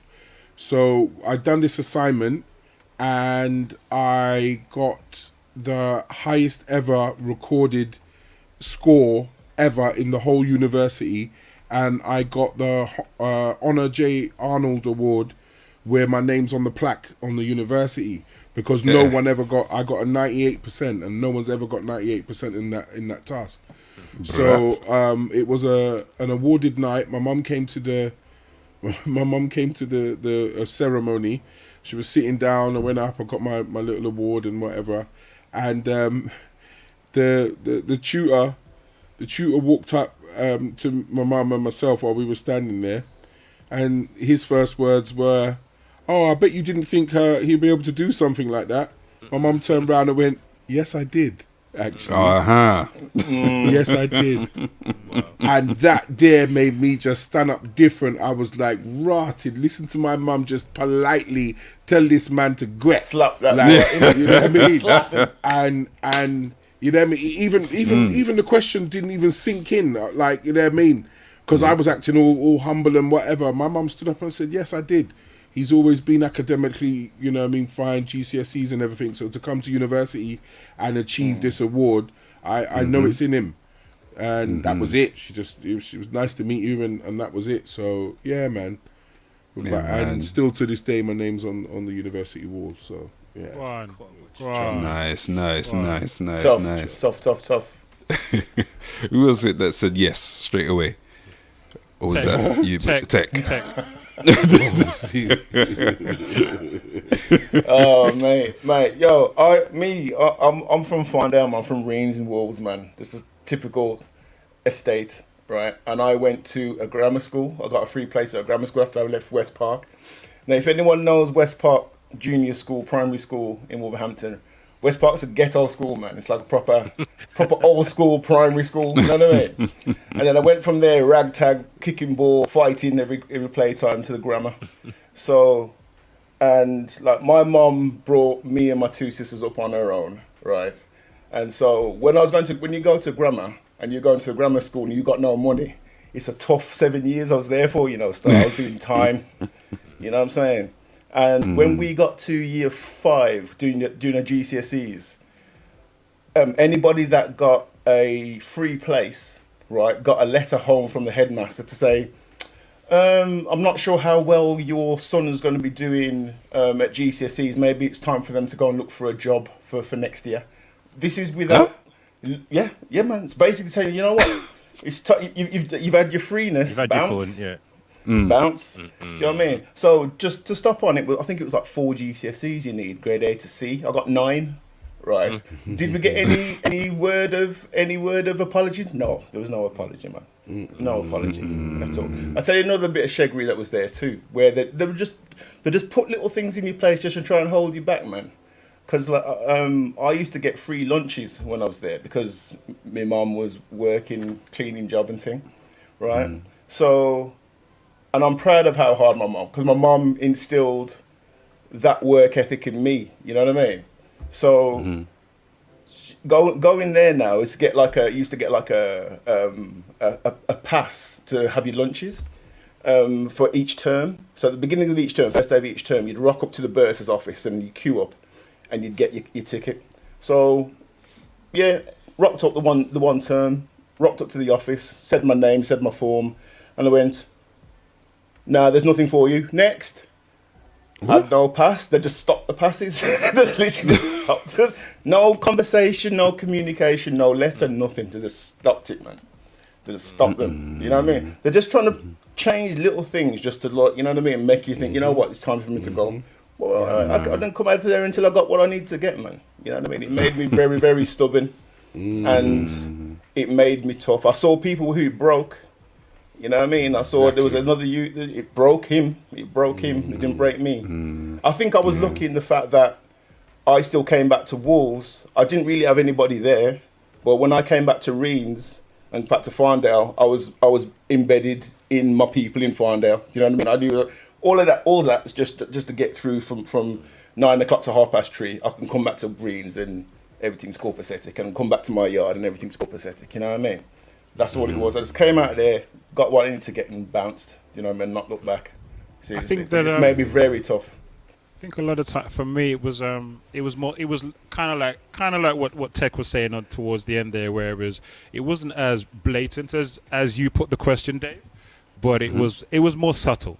You know what I mean? So no one said to me, you're never going to be this or what have you. But the way that the teachers dealt with me was they encouraged me in the traditional areas of sports, and that was only because I was one of the best in sports in the school. So it was fine when they gave me all the encouragement in the world and the support when I was running up and down athletics field for them, winning for them, races for them, when I was winning, when I was playing football and scoring goals and winning for them, when we was playing cricket, swimming, whatever it was, whatever sport it was that I was winning, that was all good. And they gave me all the support in the world for that. When it came to the academics though, I didn't get the same energy. And I started to clock, I was probably about my third year, I was about 13, 14, and I started to clock that they weren't giving me the same energy when it came to the academic side of my schooling. For example, in my math set, there was myself and another girl who was in my class. Her name was Helen Cooper. I even remember her name. And she and I were the only ones in the class who were on separate maths books to everyone else in our set. We were on a higher book to everyone else in our class. And so we were being prepped to move up a set to the higher set. All right. So Helen and I sat together in front of the class and we worked together through this book because the two of us wanted to move up into the higher set, because that meant that when we went for our GCSEs, we could achieve a higher grade. The set that we were in, we couldn't even get a C in the grade that we were in. The set was too low. So we needed to move up so we could get a pass mark. So we worked through this book together. Then the time came for the teachers to assess us and decide to move us up. And they moved Helen up into the higher grade, the higher set where she could get the pass mark, and they kept me down in the same set that I was in, even though we moved through this book together. It was things like that they did to kind of hold me back. So I couldn't get a pass mark. I had to then go to college after that to do maths again to try and get my pass mark. You know what I'm saying? So it was those kind of things that they go on with. And when I clocked that, I actually then displayed my first kind of activism, which was I decided to boycott all sports for the school. And I refused to play for them anymore. So I didn't do any more sports for the school. And I told them, when they came asking me, and the same way that Coco kind of spoke to power like that, I spoke to them and says, listen, when it's time for me to run up and do whatever, you will find me. You will come. You will know me then. I'm your friend then. You will know me. But when it's time when it comes to the academic side of things, or I need something, you're not trying to encourage me in those areas. It's only when you want me to do something for you that you want me. So I boycotted them, and I never did any sports for them again. Yeah. Can I just say, sports day at our school was like the Olympics when Croc, the World Cup family, Andrew. Oh, Andrew, Mark, Lord of mercy. Listen, we were coming out in a bog standard PE kits. Them man were coming out in lycra and spikes. This is the level, you know. Man had lycra and spikes. I was like, they're not playing games. They're not ramping, man. Yeah. So you're beating man in 100 meters by a good 10 seconds, beating you by 10 seconds. You know what I mean? It was a serious matter. Yeah. We had a brother at our place. We had a brother at our place called Paul Dundas, man. Big up to Paul, man. You know Paul? Big up to Paul. You know? Yeah, man. Big up Paul. My man's like the living. He's Olympics on his own, brethren, man. You see, every record my man broke, everything he went into, he'd go, yo, I'm going to the toilet. Oh, I just brought the record for the toilet, man. You know what I mean? He just anything, running, jumping, throwing, skipping, anything. Everything. You know what I mean? Everything. And he and I were on the same with me. Some of my school records are still there as well. Amazing, man. Paul and I, we were both on the West Midlands team. So we all went to the nationals. Paul did triple jump. It was a great triple jump, but that was his main sport. And for me, it was 200. 200 meters. Yeah, man. Croc was it. 200 meters legend. Like Mark Wilcott was 100. Mark was 100 meters. Mark was 100. Yeah. Untouchable. Yeah. 200 now. That's Croc's thing gone. Yeah. Yeah, man. Some legs. Ring. Mine was my careers teacher. You imagine this this guy's job is to encourage us in a career path. Yeah. Remember, Mr. Jones used to teach. I remember you telling me this actually. Yeah. Geography. I think he'd done a bit of PE, and he also was a careers teacher. So the day came where you're going to get your call to go and see your careers teacher. I had my dub plate pressed. I knew exactly what I'm telling this. Like, my answer was locked down. I rehearsed it as I was walking to the library to go and see him. Walked in there now. Yeah, sit down, Tony. Rare. So, what you planning to do when you leave school? Like, what career path you thinking about? And I was bold. I was like, yeah, man, I got my answer ready to go. And I said, I want to be a DJ. I want to be a producer. I want my own studio, and I want a record label. And my man looked at me in like a mix of disgust and disbelief, and he was like, "No, Tony. What do you want to do as a real job?" Like, just totally dismissed all of that. And you know them ones where you think, like, I thought that was the right answer. In my mind, I had the right answer. You thought you'd done the prep, you'd done the work, man. And it was like, I'm ready. I'm actually ready for this interview. Right, okay. Wrong answer. So I was just like, well, horrible. You just crushed everything. All my dreams, my hopeful dreams, aspirations crushed in that one moment. And the only other answer I thought, well, okay, if you're talking about a proper job, well, my uncle's got a car body repair workshop. I can go and work with him. He was like, yep, brilliant. Fill out all the paperwork, tick that off you go. And I left there having to reevaluate my whole life, you know, like, that's it then. I thought I could have gone down that path and took that as a career. And I'm not, I give thanks. My journey's been my journey, but I always think to myself, if Mr. Jones says to me, did you know you could go to university and do sound engineering? Did you know that? I didn't know at the time. Yeah. I never knew that was a job. I didn't remember Beacon Radio was down the road from our school. You know? I could have gone there and done, you know, sound engineering, bloody whatever it is, some type of media related course. Instead, I'm beating car panels and rubbing down filler and washing cars. It was only when, so I've done it at college. It was only when I left, I got kicked out of college, went to America and come back, and Molyneux Youth and Sports Centre, the youth club I used to go to, started doing a sound engineering course. So I'd done that of an evening and weekends, and I got top marks in my sound engineering course. Do you get me? And it was only there, the guy says to me, you should go to uni and do this, you know. But by then, my head was gone. I was just like, I ain't going to university, allow that. I'm doing what I'm doing. But, you know, my man really, like I said, he in that moment, like, I thought I had the right answer, and he just crushed it with that. No, what do you want to do as a real job? How many other children has that happened to? Do you know what I mean? This is what I'm saying. You've got these bitter people, small-minded people, because the education system's forcing people into certain pigeonholes. It's like, you can work in retail, man. You could be a doctor, maybe. Do you know what I mean? But you couldn't be. You retail. You could work on a car. You know what I mean? Just those. There's infinite jobs. There's jobs that don't exist yet that people can do. You know what I mean? It's and there's another factor that I don't like, which is quotas. Yeah.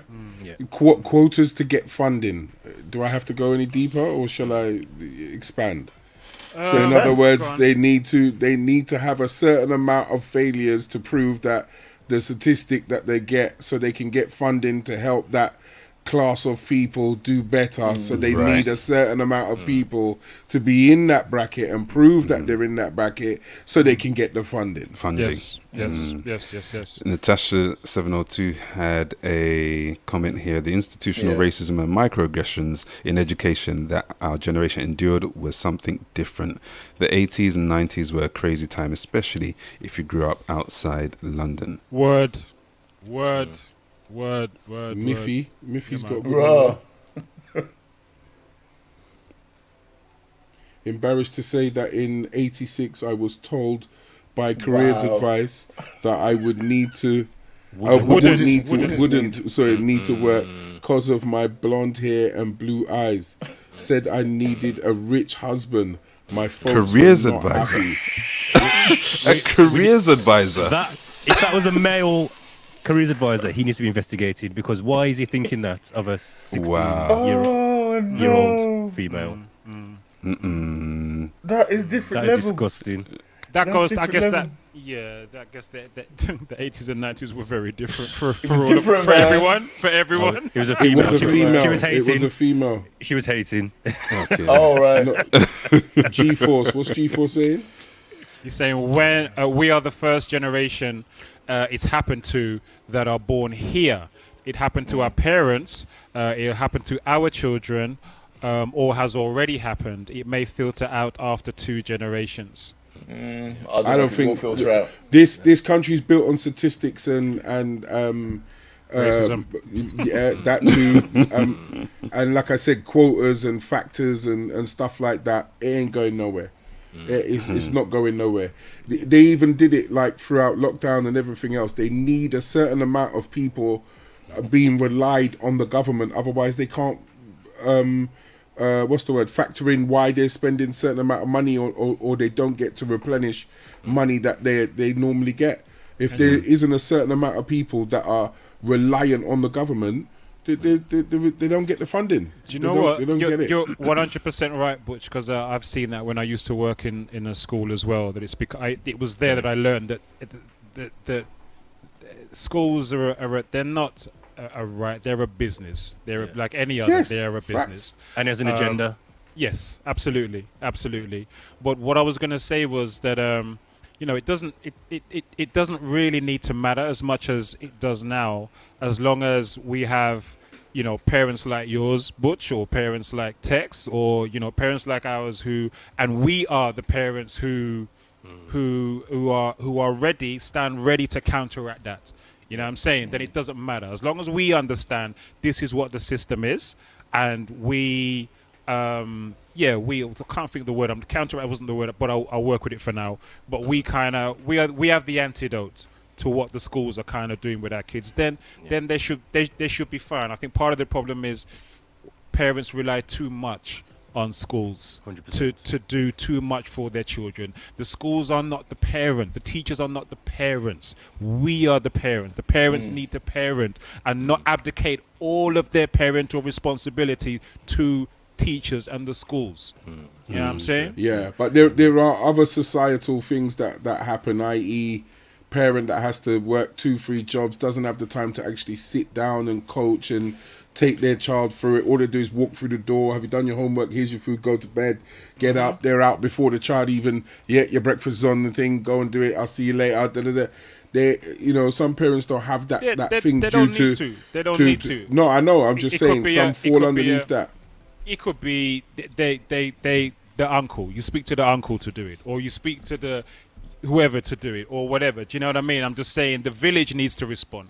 Whether if it's not the mum, then it's somebody else. But the village needs to respond. The same way that the Saturday schools were a response to the fact that the educational system did not and still does not serve black children. So the village responded, and we had Saturday schools as standard. Like enough, and not everybody went to them, but they were there as a response to. Well, look at the 2004 to 2009. No, in fact, it's earlier. Sorry, 2002 to about 2009 response to youth clubs. They have to go. No more funding. They slowly and purposefully reduced all the funding, reduced everything. The minute all of Wiley, Dizzy Rascal, everyone, Chip, everyone came out and said, "Oh, where did you start? Oh yeah, youth club. Bang! All the funding went. They couldn't believe that government money was making superstars out of, you know what I mean, out of their money. They didn't want nothing. Bringing you at the end. What? Yeah, being able to fund all of that. That's why. And if you look at the timing. It's actual factual stuff. It slowly started to reduce. Oh, we're not funding music projects no more. Oh, we're not funding this projects no more. To the point that, even if the person, the club managed to keep their music project alive, they will get strangled. Oh, we're not helping you cover your rent no more. No, because you're still doing all of that. It was purposefully done. Because those community centres, like you said, Saturday schools, after school clubs that were keeping the children off the road, not committing the crimes, not doing the stuff, was doing something right. And then a government, we know which one, came into power and said, "Nah, cut the funding. Cut it. We don't need to do that. But then now, 10 We need years more later, tanks. We need more these tanks. these kids are terrorizing the road. We're doing this because they what did you do? You cut the funding. You were the ones that cut the funding, and now you complain about the results of the young adults that are running around with Rambo knives and filming it and doing what they're doing how many decades later? Yeah, I mean, again, like Croc was saying, it's kind of down to, ultimately, it's down to the parents to hopefully guide their children and recognize the talents that they have and nurture the talents and support them in everything that they're doing, and push anyone away who's trying to dissuade them from that. And the example we have is, of course, Miss Coco Gauff winning the US Open Championship this year. Congratulations again to her. A wonderful, wonderful achievement at the age of 19. And we have a couple of flips, if I'm not mistaken, to get through, gents. Let's get some sexy graphics on. Oh, I feel like before we do that, I feel like we should. There's some comments in the chat that I feel like we should just run through real quick. Okay. Because So, Lady Uzo said that I follow my mum's lead and deal with the teachers. The admin staff was scared of me at my daughter's high school. I didn't go through 9 months to have you tell my child that they don't have potential. KMT.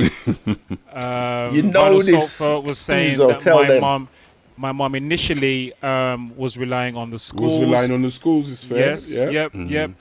Melissa Gilly says blind faith in the education system.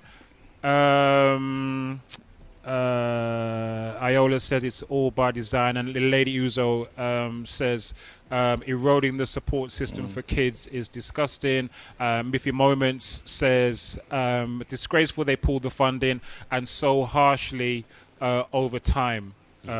Thank you to all the people who've put comments in the chat. Thank you very much.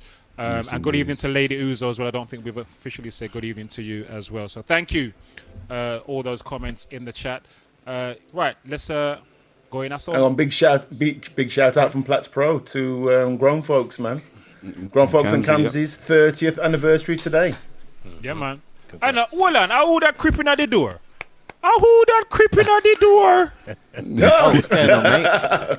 Fire Diesel. You alright? Fire. Good evening, sir. I just thought I'd take that moment where the screen changed to sneak in. Yeah, man. Aye.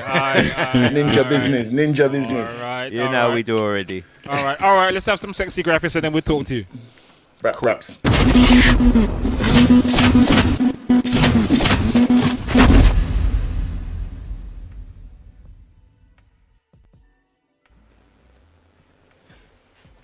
Fire Diesel. Yes, sir. You good? DJ Shellers. Everybody good? Yeah, man. Good All to good see you, over here, man. bro. Good, man. He's good. Cool. Sexy Thank you, background, man. making people look better around here with the sexy background. This is what I'm saying, bro. You know we do.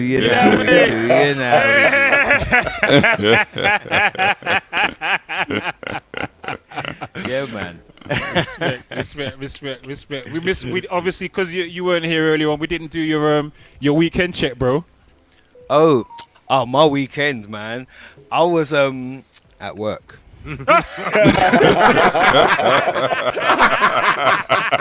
Delivery. Nah, that was cold. Big up the grind. Yeah, You know what I mean? Yeah, man. Yeah. So, but I got a week off coming up, so at least that's End of this week, I'm off for a week. So, well, 9 days. So. Nice. Yeah, man. All right. So, where we go? We got flips. Flip City out Yeah, here. we got a few flips. Yeah, man. Who's got flips? I've got a flip. I haven't, but I will have next week. So Alright. I'll have 2 next week. Butcher's got a flip. Butcher's got a friggin' flip. No, Look at his face. Butcher's got a box. He's doing this is one. I got one bag of flips. Hold on. Let me just play this one. Sack of flips. Look, you can see Selection. now he's just deciding which one he's gonna play now. One bag of flips. You know One what? bag of flips. I was actually gonna try and do the Danger Mouse and the Blockbusters, but I only managed to do Blockbusters. So Okay. Okay. that was Okay. easier. The idea I've got for Danger Mouse needs a little bit more time. So maybe next week I might come with Danger All right. Mouse because All right. there's more And we've vocals actually- in that. we've actually got another entry as well from Platts. I've got Platts. Platts is singing here too. Well, let's kick off. Who else with has our got guest. as Dave and Friction? Have you got flips? No. I missed the memo when I was out that week. So I was seeing. Okay, so we got 3 flips today. At least Yeah, 3 yeah, flips. yeah. All right. Yeah. All right. Who's So I'm first? gonna flip one first, mate. I ain't going after you two. Allow that. That was like going after Frick. I'm like, you know what I mean? Allow that ish. Hang on, tell me if you can hear this. Yes, Can you yes, hear yes, this? yes. All right, cool. All right. This is me. So I did which the one is Danger this? Mouse flip. Danger Mouse. This is That's Danger Danger Mouse. Mouse. speak. All right. Oh, okay. I went Danger Mouse, mate. You know what I mean? Because Danger Mouse is a bad man. It is Yeah, man. certified. How's that volume wise? See, this is what I was trying to. Go on. Let me see what you did.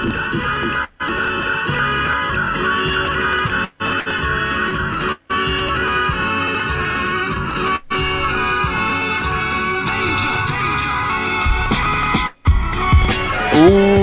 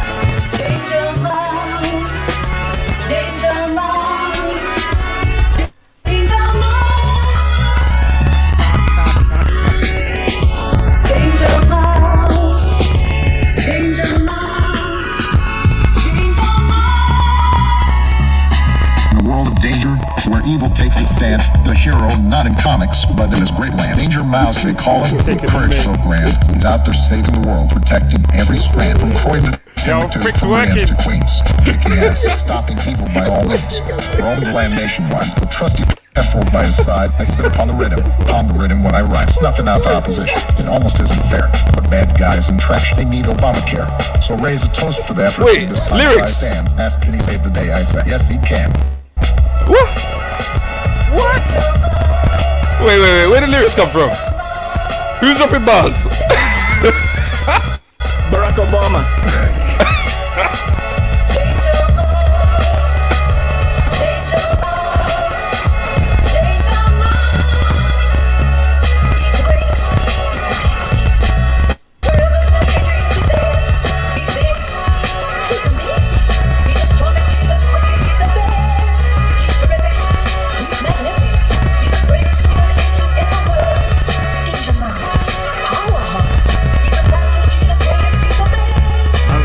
Tune, you know.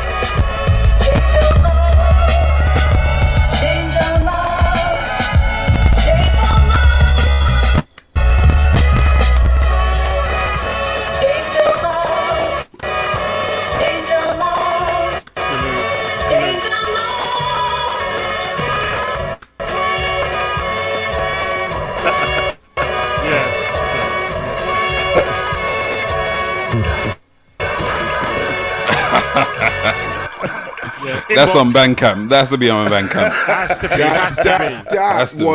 That was a movie. That was a movie because you half-timed the horns. That's what, when I heard it, I thought the exact same thing. You half-timed the horns, but you kept the vocals on the full time, on the thingy as well. So it just rings over the top. I thought, that's sick. That's sick. That's nice. And yeah, man, I got the former leader of the free world spitting some 16s over there as well, mate. Yeah, man. People. Look. Rick's doing the What you want, bro? Okay, I sampled Danger Mouse like a long time ago. I'm trying to see if I can find the track I made.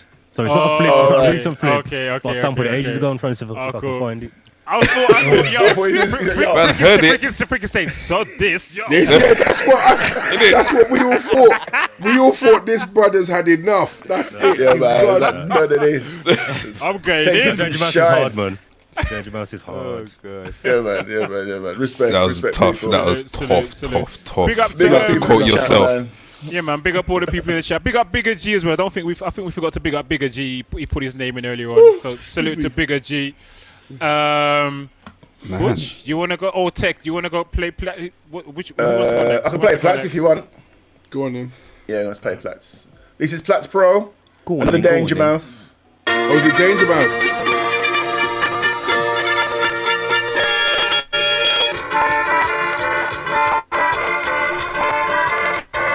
I can hear it already.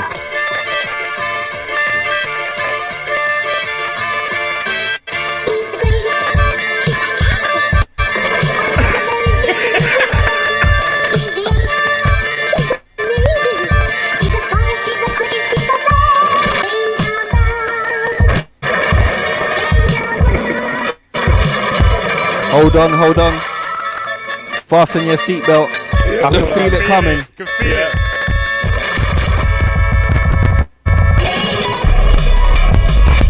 Danger.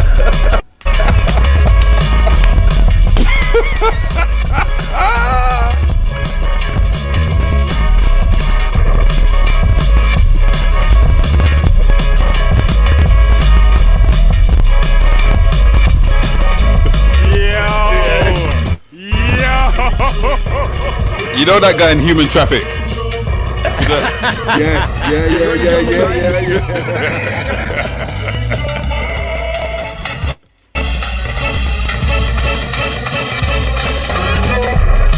Lord. Jeez. Hey, Butch. Sucks to be you, bro.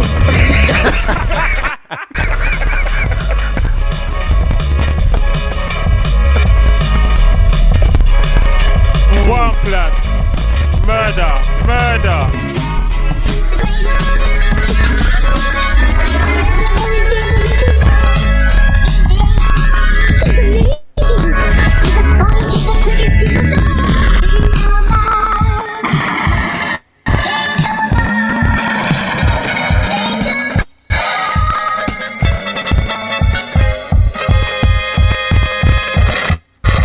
Ross got again. Danger.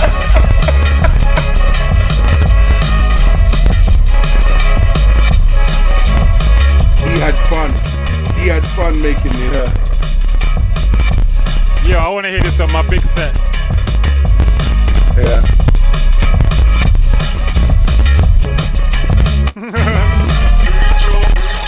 Arms out times 5. Easy G-Force. Yo, that was super dope. Platts. Oh my gosh. Yeah, G-Drive. I was just going to say, Platts raised the point. So both yours, Tech, and Platts, the sound, the audio was breaking up on It's our side. crackling. Yeah. So And it's it's, like Was it?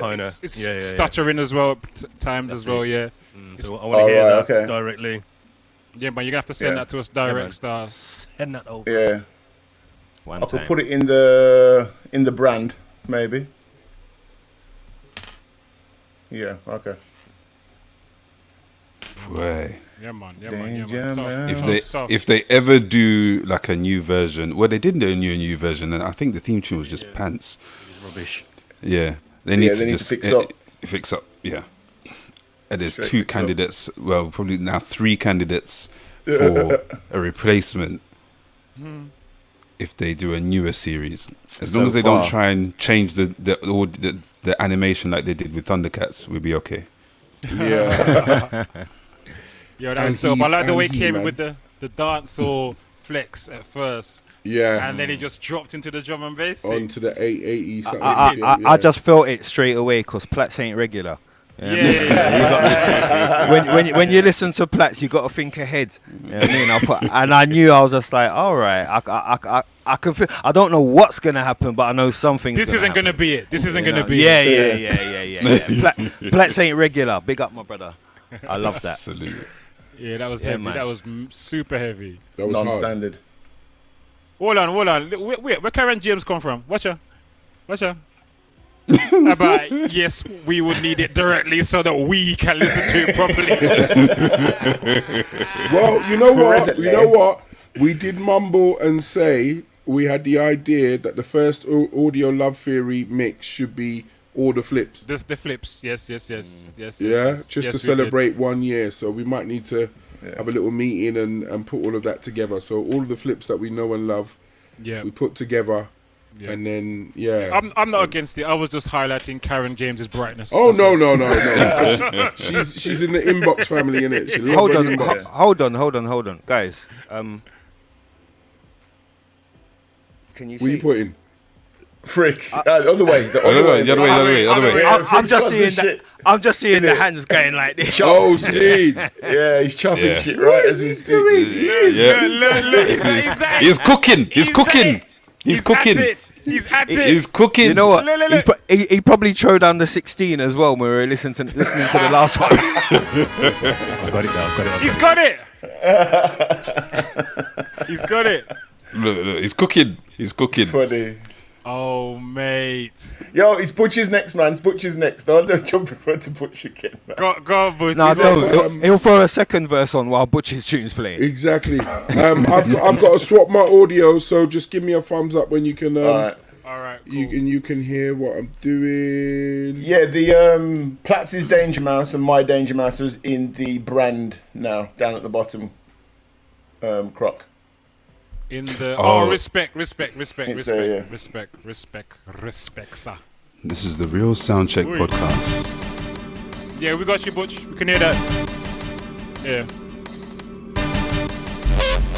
Oh, Lord. Oh. Sounds dangerous. Wow.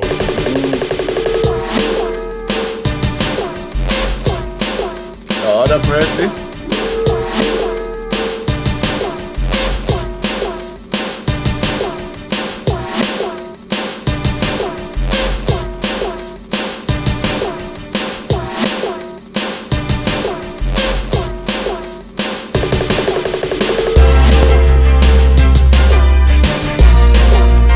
What's this?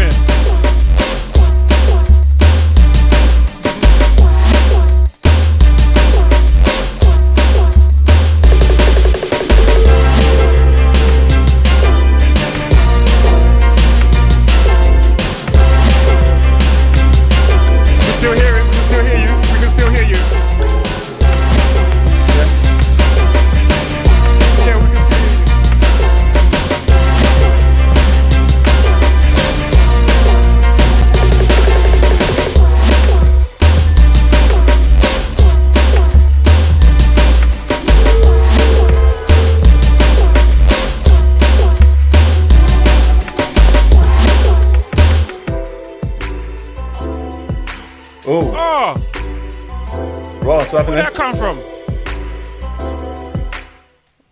Where'd that come from? I've just turned it off. Raw. I didn't even hear that while he was playing. Me neither. No, I didn't hear it. Me neither. No, he could hear it. He could hear it.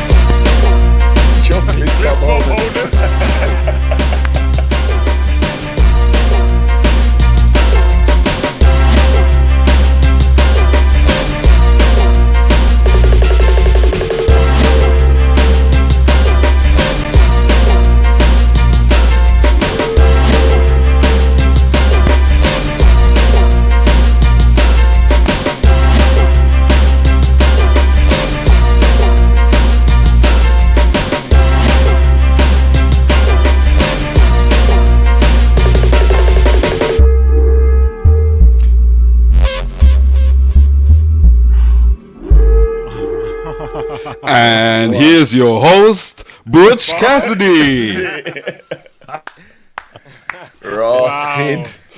Wow. Oh dear. You lot aren't Yeah, ramping man, with a the bass. niceness, a All of you. niceness. Just disgusting with the bass this evening, man. Every single one of you.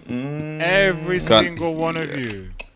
Did that bottom end come out? Because I've only Yes, got mate. Yes. Yeah? Yes. Did that bottom end Yes. come out? I need you to send me Yeah, that bass okay. line, Butch. Just that one. That elephant bass line. I just want that sample.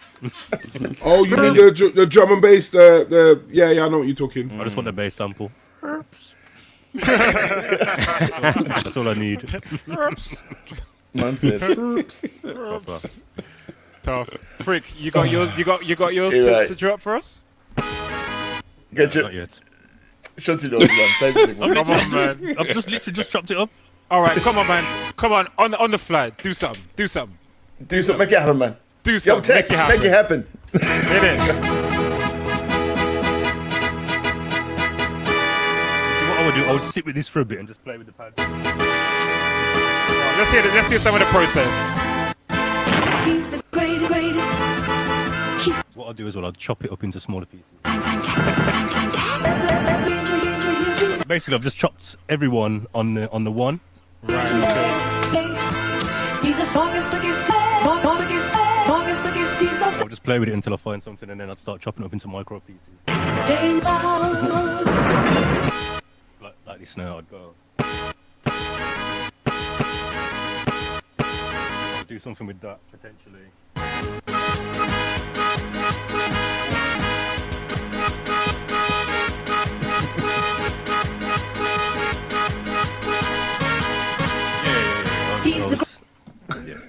Man, I'm not gonna sleep tonight. That's a, No, I'm gonna try and have Danger Mouse by next week. I wanna try Alright. something with it. I'm gonna do blockbusters That's next dope. week then. That's Yeah, man. dope. That's dope. In it, Platts Pro, blockbusters next week, bro. Enter Professor Friction. You get me?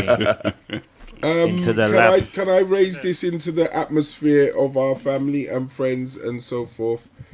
It's nearly been 52 shows, which means a year. Wow. A year of Mondays and a year of family joining us. For real. You know, how are we going to celebrate it? What are we going to do? Are we letting them into any secrets or? All right, so let's put the question out there. People, if we did a live version of this, what are you saying? Would you want to come out to a live version of the Real Soundcheck podcast where you come to a venue and we do the Soundcheck podcast live from a venue? Let us know as part of our celebrating 1 year consistently doing this live. Remember, most podcasts are not live. They are pre-recorded. They're edited. They're made to look all lovely and nice, and then they have put makeup out. and everything. They have makeup, lots of makeup, and then they're presented to you. We just give it to you raw, live and raw every The week. diva wants the private jet. Tell him, send me the jet, man.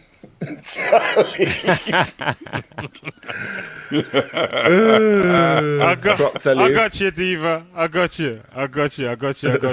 So people are saying yes, they would come. All right. People have spoken.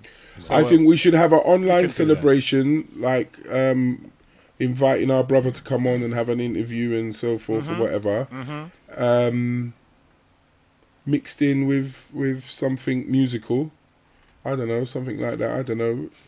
51, 52. We got 2 weeks to play with it, and then we set up the live for a couple of weeks later. all right. Yeah, man. Let's do that. Yeah. Let's do that. So people, you've spoken. It seems like everybody's in the chat up for us doing a live version of this and coming out to a live version of that. So stay tuned to the podcast.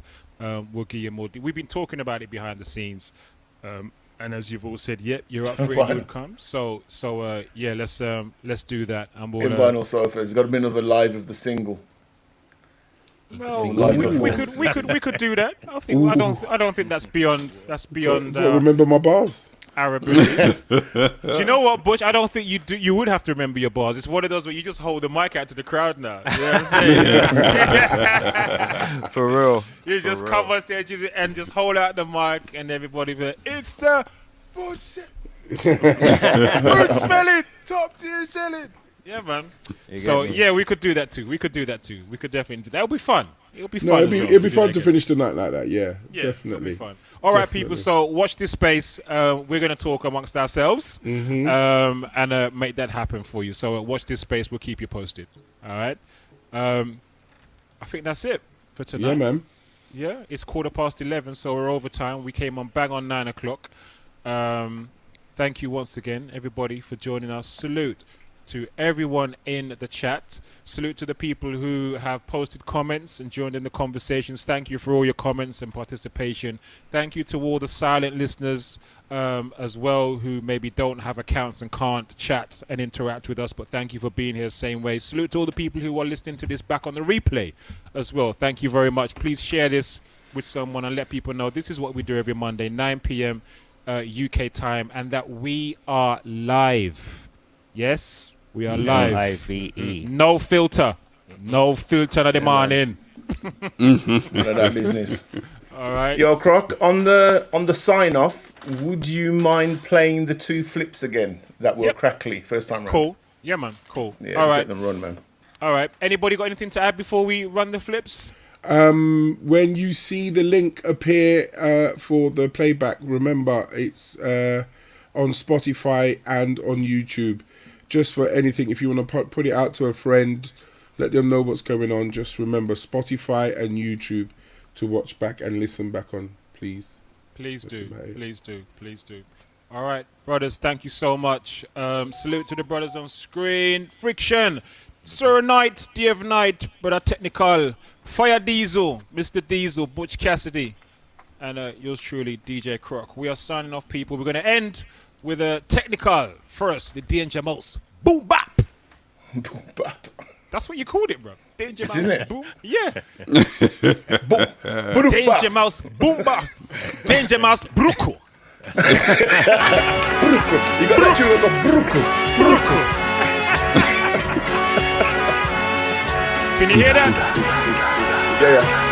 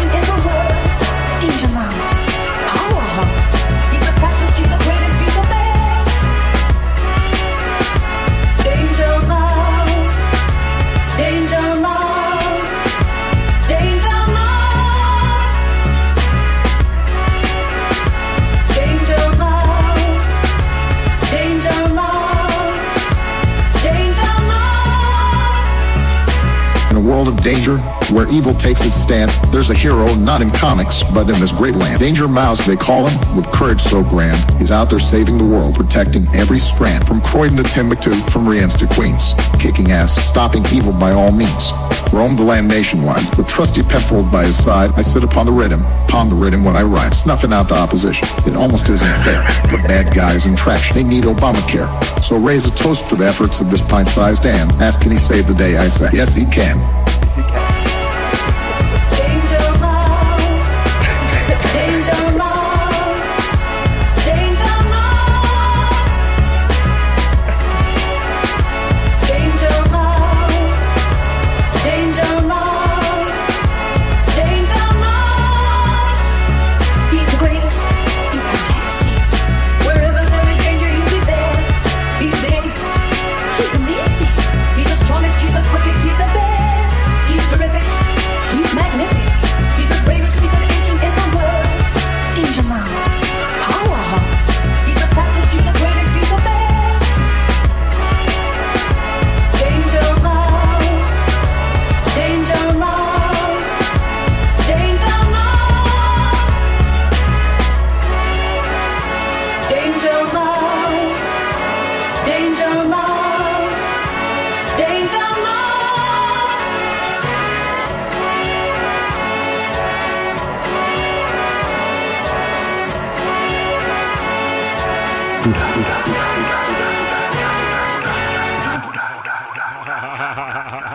Wicked, tough. So let me ask you a question. I've got to ask you a question.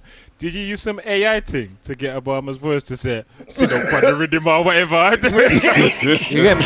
I'm like, how is, oh, sorry, hold on. Sorry. I'm like, how is Obama talking about Croydon? How does Obama know about Croydon? You get me? Croydon to Timbuktu, you know? I was like, what?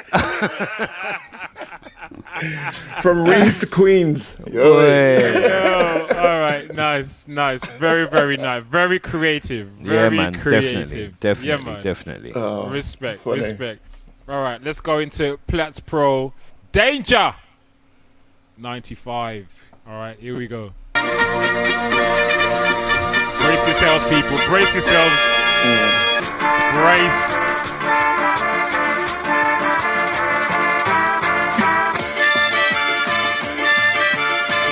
It's gonna be disrespect. He's the greatest. He's fantastic. He's the ace. He's amazing. He's the strongest. He's the quickest. He's the best. Danger Mouse.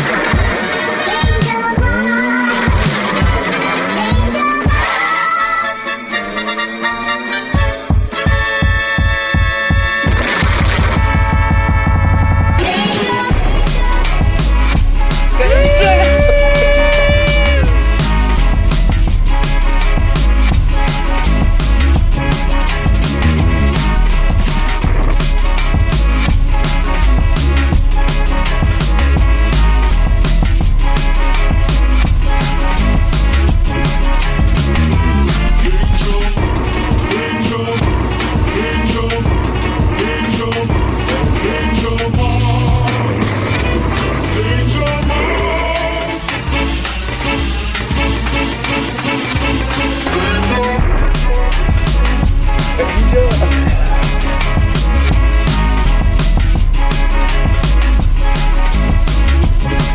Look at Frick feeling now. Frick's gonna have something. He's gonna have something. I know, man.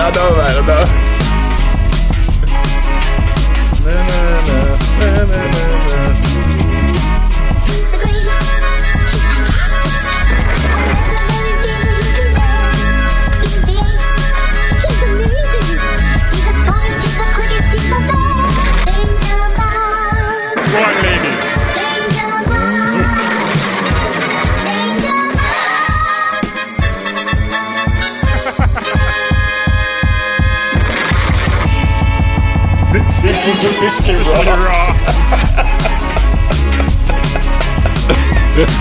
Yeah, man. Certified.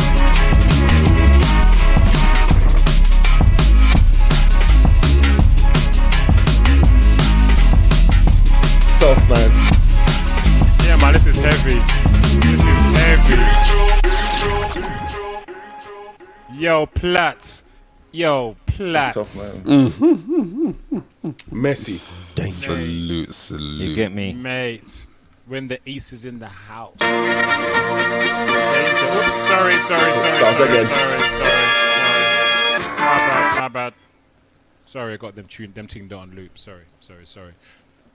Yo, salute to everyone who's done the flips, man. They were all danger this week. They were all danger. Big. Big danger. All danger this week. A real baseline week, innit? Butch A real Brigade. baseline week. Yeah, it was a baseline heaven tonight, man. Yeah, baseline man. heaven. Yeah, man. Don't you like use bath water, you know? Somebody put tough like uncooked beef. Uncooked. Wow. You gotta I love my people. I love the people in the chat. Scripted. Bars. You get me? I mean?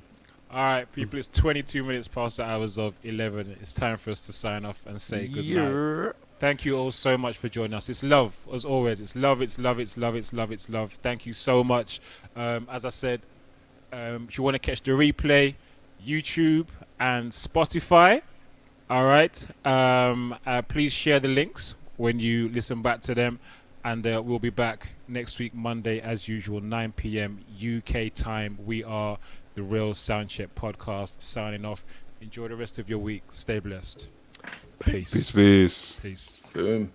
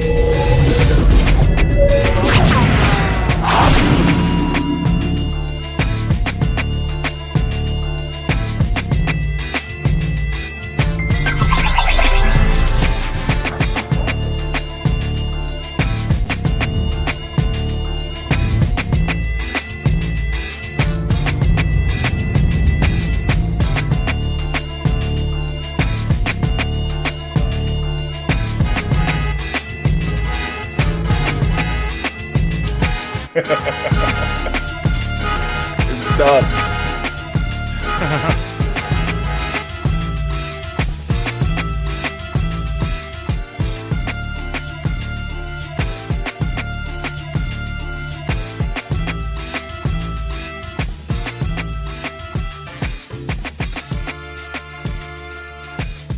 Frick looks busy, boy. Frick is